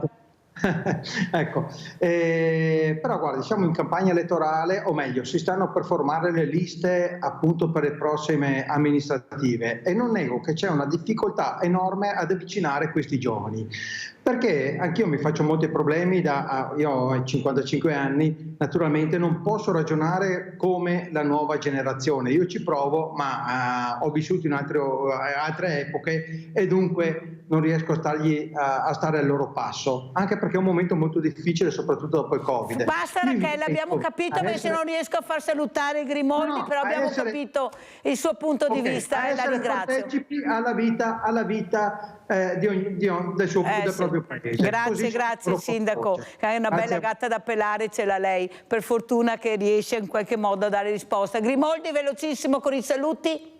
Io saluto il mio Germano e gli faccio i complimenti per il senso di abnegazione, perché so che lavora duramente come sindaco ed è una persona che stimo, e dopodiché la ringrazio per questo spazio, sperando che la mia Lega, nella quale mi onoro di far parte dal 1991, ritrovi la sua strada, perché questa strada un po' confusionaria, oscillando dal Ponte di Messina a quelli che sostengono la von der Leyen che candideremo alle europee, ai generali vannacci che verranno imposti ai veneti, che di autonomista e federalista hanno ben poco. Grimaldi ci dica, sarà Vannacci capolista, ce lo dica Grimaldi. E purtroppo temo che ai veneti gli tocchi Vannacci.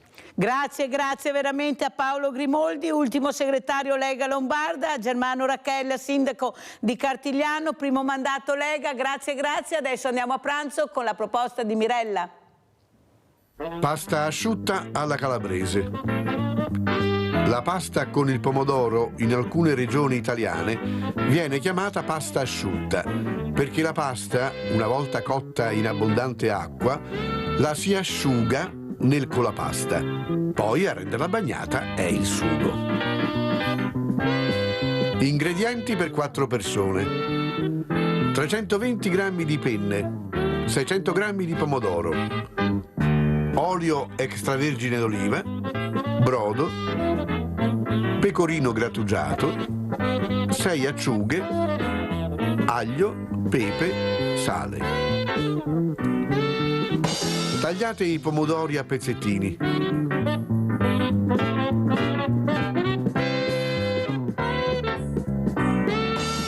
Mettete in una padella qualche cucchiaio di olio e in esso fate rosolare 2 spicchi di aglio tritati. Quando questi avranno raggiunto una colorazione dorata, aggiungete i pomodori.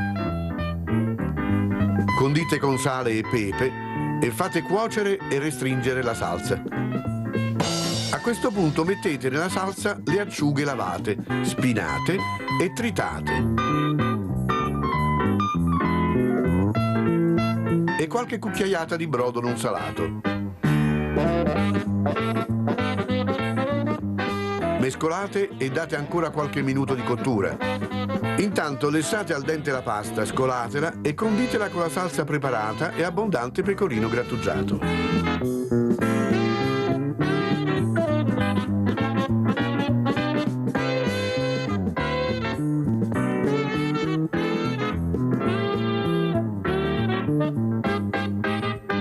Buon appetito!